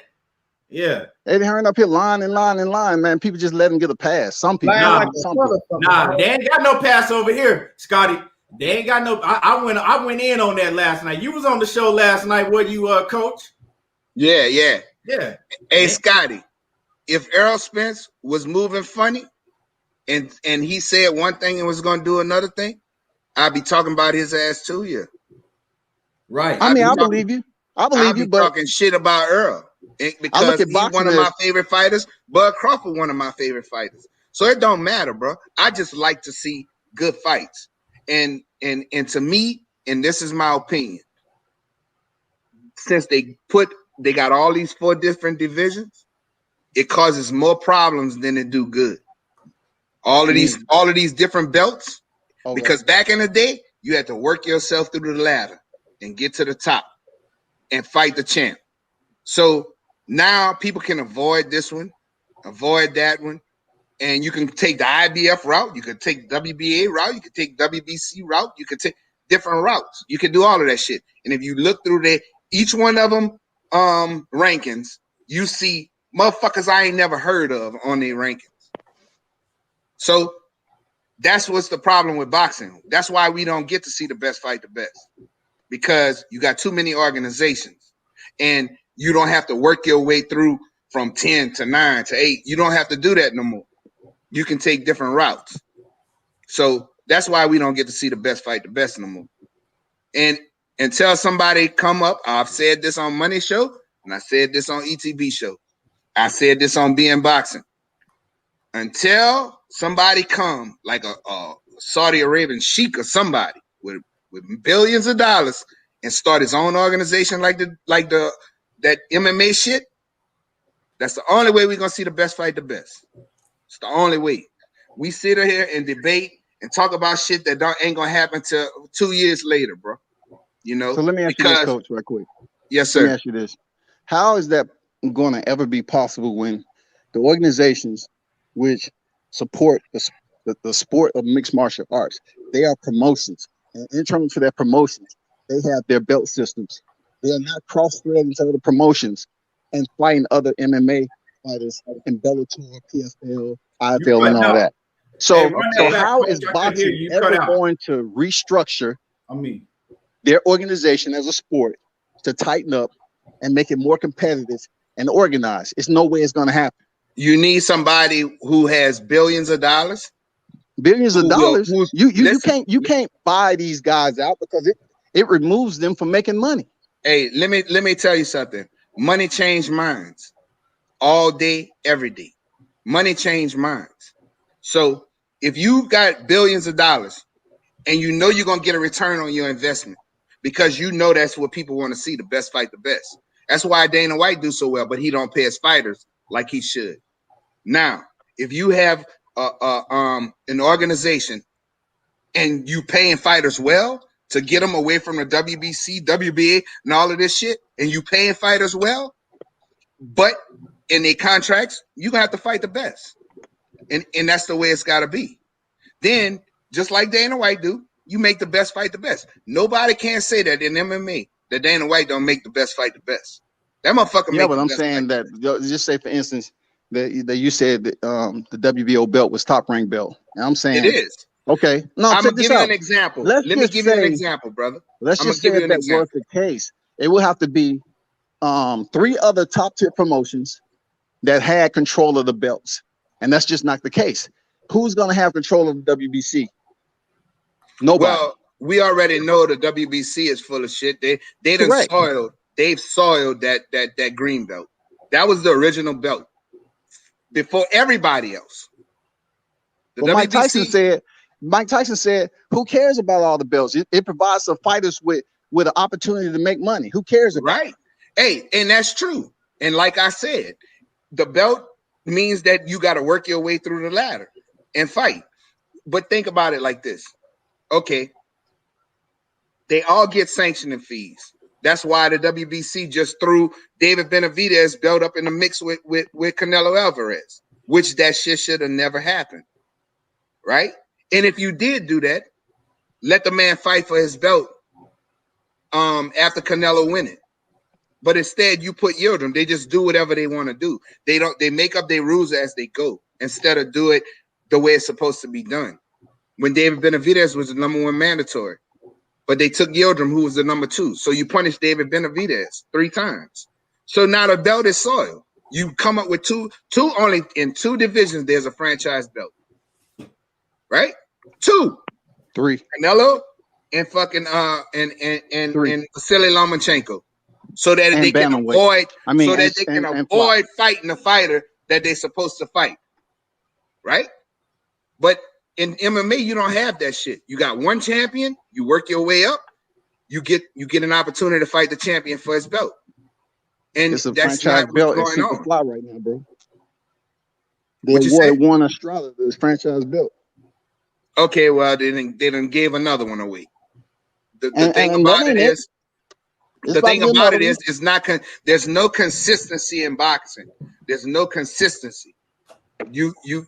These guys get to pick and choose who they, especially the superstars. They get to choose and pick whoever they want to fight, and that shit ain't right. You know, if you ain't fighting for a belt and you got that kind of clout, hey, more power to you. But don't hold up the division, which you gotta respect Floyd Mayweather for doing. At one point, Floyd said, you know what? Fuck them belts. I'm going to make this fight and I'm going to make my money. That's what he did. He left the belts alone. That's why he said, Errol Spence, you and Keith Thurman could fight for these 2 belts. I don't give a shit about these belts. Right? But that's a chosen few who can do that. So the belts mean something. The more money you get when you got the belt. So that's why boxing is in the situation that it's in. The sanctioning bodies are corrupt. They make up shit as they go. And the reason I said the WBO is the Bob Arum belt. Answer this question. Why did Tim Bradley fight Manny Pacquiao 3 times? Because nobody was over there at 147. Nobody. So they fought 3 times. You really wanted to see Manny Pacquiao fight Tim Bradley 3 times? Well, one of them, you know, Pac was robbed and motherfuckers get death threats. I can barely hear you, brother. I mean, one of them, you know, he was getting death threats for the robbery. But that's regardless of the point. My point is Bob Arum has always controlled the WBO. When they get those belts over there on that side, they fight each other internally, and they don't fight nobody else. I don't care where you ranked in the mandatory. I don't care where you were ranked. They manipulate the WBO to do whatever they want to do. And that shouldn't be that way. That's why I said if they had one belt, we wouldn't be going through all of this. You would have to work your way up through the rankings by fighting the best. Now, boxing is shit. That's why we on the internet. It's good for ETB, it's good for Money Brown, and it's good for World Combat Sports. Because you know what? It gives you something to talk about. It gives you something to talk about. When they gonna make this fight? We want to see this. We want to do this, and we want to do that. Only thing your content will be then, so-and-so about to fight so-and-so. Who you got? Then we be having money exchanging all over the internet then. Because it'd be like, nigga, I bet you he beat him, and I bet you he beat him. But right now, we going through all this assumptions. And see, Coach, that's what we've got away from, right? And if y'all notice, right, boxing used to be you would come and debate on the matchup. Who gonna beat who? We can no longer do that because they not making none of these fucking fights. If y'all notice that, we don't even debate on who gonna win or lose no more. It's all about fantasy, other shit. You know what I'm saying? Because it's all fantasy now. All of the fights that we want is fantasy shit. And that's crazy. You know what I'm saying? It's crazy. And from a person who grew up, I was born in 1969. I'm 51 years old. I'll be 52 this year. In a time when I was coming up, the best fought the best, bro. And it was great. The build-up was great. The watching, if they had the internet back then, shit, man, it would have been lit. You know, because you had the people that wanted to see, oh, I got Frazier over Ali. I got Ali, you know, that kind of shit, bro. But now it's more of how this will move and getting into people's personal life and all this bullshit. And that shit that's not what boxing is about to me. Because like I said, I grew up in an era when you had the Haglers, the Hearns, the Durands, the Sugar Ray Leonards, you had the Terry Norrises, you had all of these dudes. The best gonna fight the best. Everybody gonna get their mix in. Now, bro, this shit is disgusting to me. This shit is horrible to me, bro. This shit is hurting the sport so bad that, and I got blame. I give a lot of blame to Floyd Mayweather behind that, but he did what he had to do for him, and I'm not mad at him for that. But the way he moved, you know. But he fought 26 world champions. So I can't say he didn't fight the best. But what I can say is he got into the minds of these fighters that came into this sport. When they turned pro, they started looking at the way Floyd made money and think that it's supposed to be that way from the beginning. They don't remember the pretty boy Floyd who had to fight his ass off. And I gave you plenty wars. Floyd fought plenty of wars where he fought his ass off and took less money just so he can position himself to be who he turned out to be. Now, these fighters don't want to do that no more because they get more and more money. It's a different time. It's a different era. So this is what we have to talk about now. Why is Bud not fighting till September? Shit is trash, bro. And yeah, y'all, I gotta get ready to wrap it up. So yeah, I'm gonna bail out. Hey, appreciate you. Let them know where to find you at World Combat. World Combat. Let them know where to find you. I'm gonna come subscribe to your channel, brother. Hey, World Combat Sports on YouTube and all social media. Appreciate Got you, the bro. debate. I'm gonna come and support, brother. Appreciate the debate. And ETB and Money Brown, man, y'all continue to cook. I'm out. All right, man. All right, Coach. Salute, man. Peace. Salute. Yeah. Coach, let me get your last words. And everybody that's in the chat, remember, if y'all don't want to have to pay for that fight this weekend, I'm sure for y'all to watch the Chris Arreola and Andrew Ruiz fight on my Instagram. So I know y'all don't want to pay for that shit. So I'm gonna have it on my Instagram so y'all can watch it. I can't believe Fox is doing that, bro. Me neither. I can't believe that, bro. My son came over here today, and my son said, "Man, they got that fight on pay-per-view." I can't believe that, man. That's unbelievable. Money. Real quick, how long do they ban your account for if somebody snitch on you? Nothing, just 24 hours. Oh, that ain't shit. They don't ban your account. They just ban your live stream. You still can on your account. The Instagram, and like I said, I'll put the Instagram up for y'all. You know what I'm saying? But while I'm doing that, what's your last words, Coach? Hey, man, I just appreciate coming on talking boxing with you guys, man. I be busy during the day most of the time. I was a little freed up today, so when I saw you on, bro, you know, I always look on my phone and shit and holler at you and shit, but you know, I just appreciate coming on talking boxing, bro. That's it, man. I love this shit. I love the sport of boxing. You know, I just wish a lot of this shit would change, you know, but it is what it is. I appreciate y'all, bro. I'm gonna keep on supporting y'all, man. And I like to see young brothers doing their thing, bro. Yes, man, I appreciate you. And subscribe to Be in Boxing. Subscribe to Be in Boxing, man. Yeah, y'all subscribe to Be in Boxing. It's Be in Boxing. Yeah, because they be cooking. They don't go on all the time, but when they do go on, man, them shows be lit. Coach, yeah, we don't because we get tired of talking about when shit is stale. We get tired, bro. We get tired, bro. And you know, my frat brother, man, he be busy too. So when something new pop off, that's when we get on, man. You know, right? Yes, sir. And you always welcome, Coach. Money. What's your last words, man? Man, I appreciate everybody for coming through, rocking out with us, man. You feel me? A great show today, like Sheena said. And like I say, man, it was an honor and a pleasure to meet Coach, man. Like I knew I had to get him, Key. When I heard him, not just for what he did, but just the knowledge, bro, and just hearing him. You know what I mean? Like, you know a knowledgeable person, you know a knowledgeable person, dog. And I said, I'm gonna find this motherfucker one way or another. I'm gonna find Coach Lash, you feel me?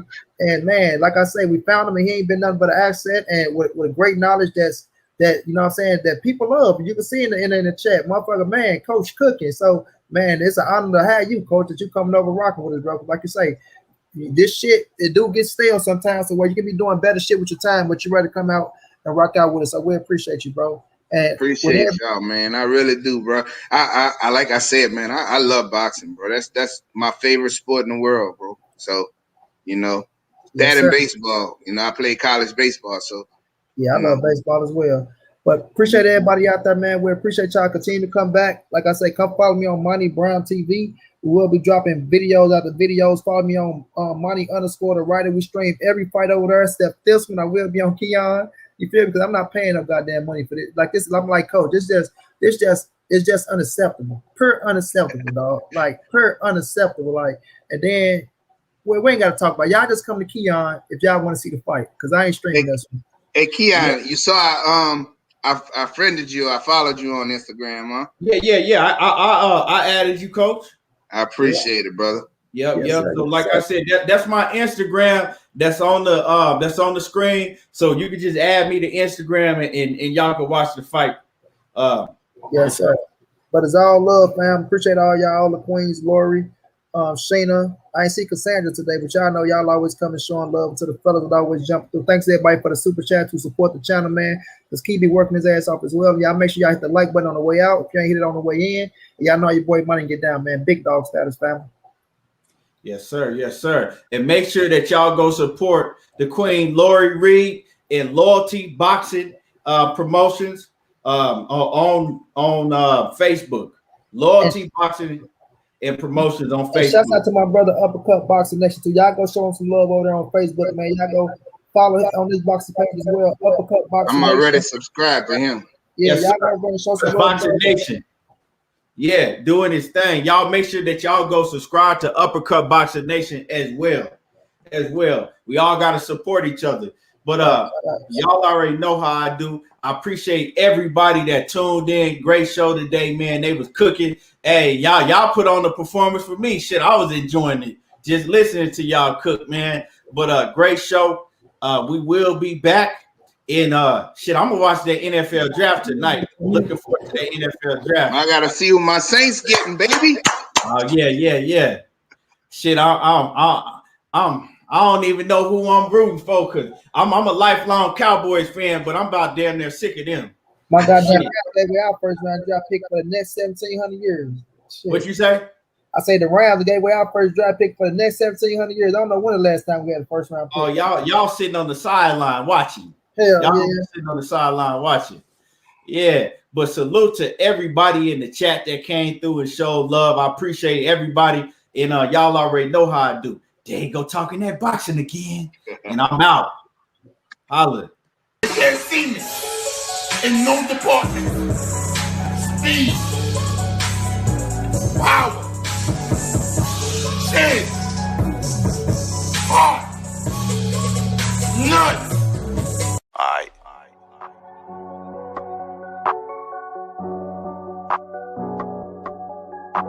Spitting big facts and I'm cooking again. There you go talking that boxing again. Spitting big facts, cooking again. There you go talking that boxing again. Spitting big facts and I'm cooking again. There you go talking that boxing again. Spitting big facts, cooking again. There you go talking that boxing again. Spitting big facts and I'm cooking again. There you go talking that boxing again. Spitting big facts, cooking again. There you go talking that boxing again. Spitting big facts and I'm cooking again. There you go talking that boxing again. Spitting big facts and I'm cooking again. There you go talking that boxing again. Spitting big facts, cooking again. There you go talking that boxing again. Spitting big facts and I'm cooking again. There you go talking that boxing again. Talking big facts, I ain't tell no lies. Real talk like fight fan. Slap a troll with my right hand. Hit the like button, watch the replay. Want all the smoke like EJ. Fuck a troll what he say. I bomb a nigga like Wilder, boy. Spray the thing, make shower, boy. Tyson Fury, you a coward, boy. Box a nigga like Ego. Make you bow your head, take one knee like Kell Brook and Tim Tebow. Since the time the Lester been black and eyes like Debo. Like Debo? And I'm a breadwinner like Kevin Gates. Smoke strong, make you levitate. On my evil spins, might meditate. Gon' watch me, you gon' steady hate. But I pimp the game like 7-8. 7-8. And I'm a big stepper like Money Brown. I don't mess around, I don't fuck around. But I fuck around, I wear my crown. Fuck around, I wear my crown. Spitting big facts and I'm cooking again. There you go talking that boxing again. Spitting big facts, cooking again. There you go talking that boxing again. Spitting big facts and I'm cooking again. There you go talking that boxing again. Spitting big facts, cooking again. There you go talking that boxing again. Spitting big facts and I'm cooking again. There you go talking that boxing again. Spitting big facts and I'm cooking again. There you go talking that boxing again. Spitting big facts, cooking again. There you go talking that boxing again. Spitting big facts and I'm cooking again. There you go talking that boxing again. Real talk like fight fan.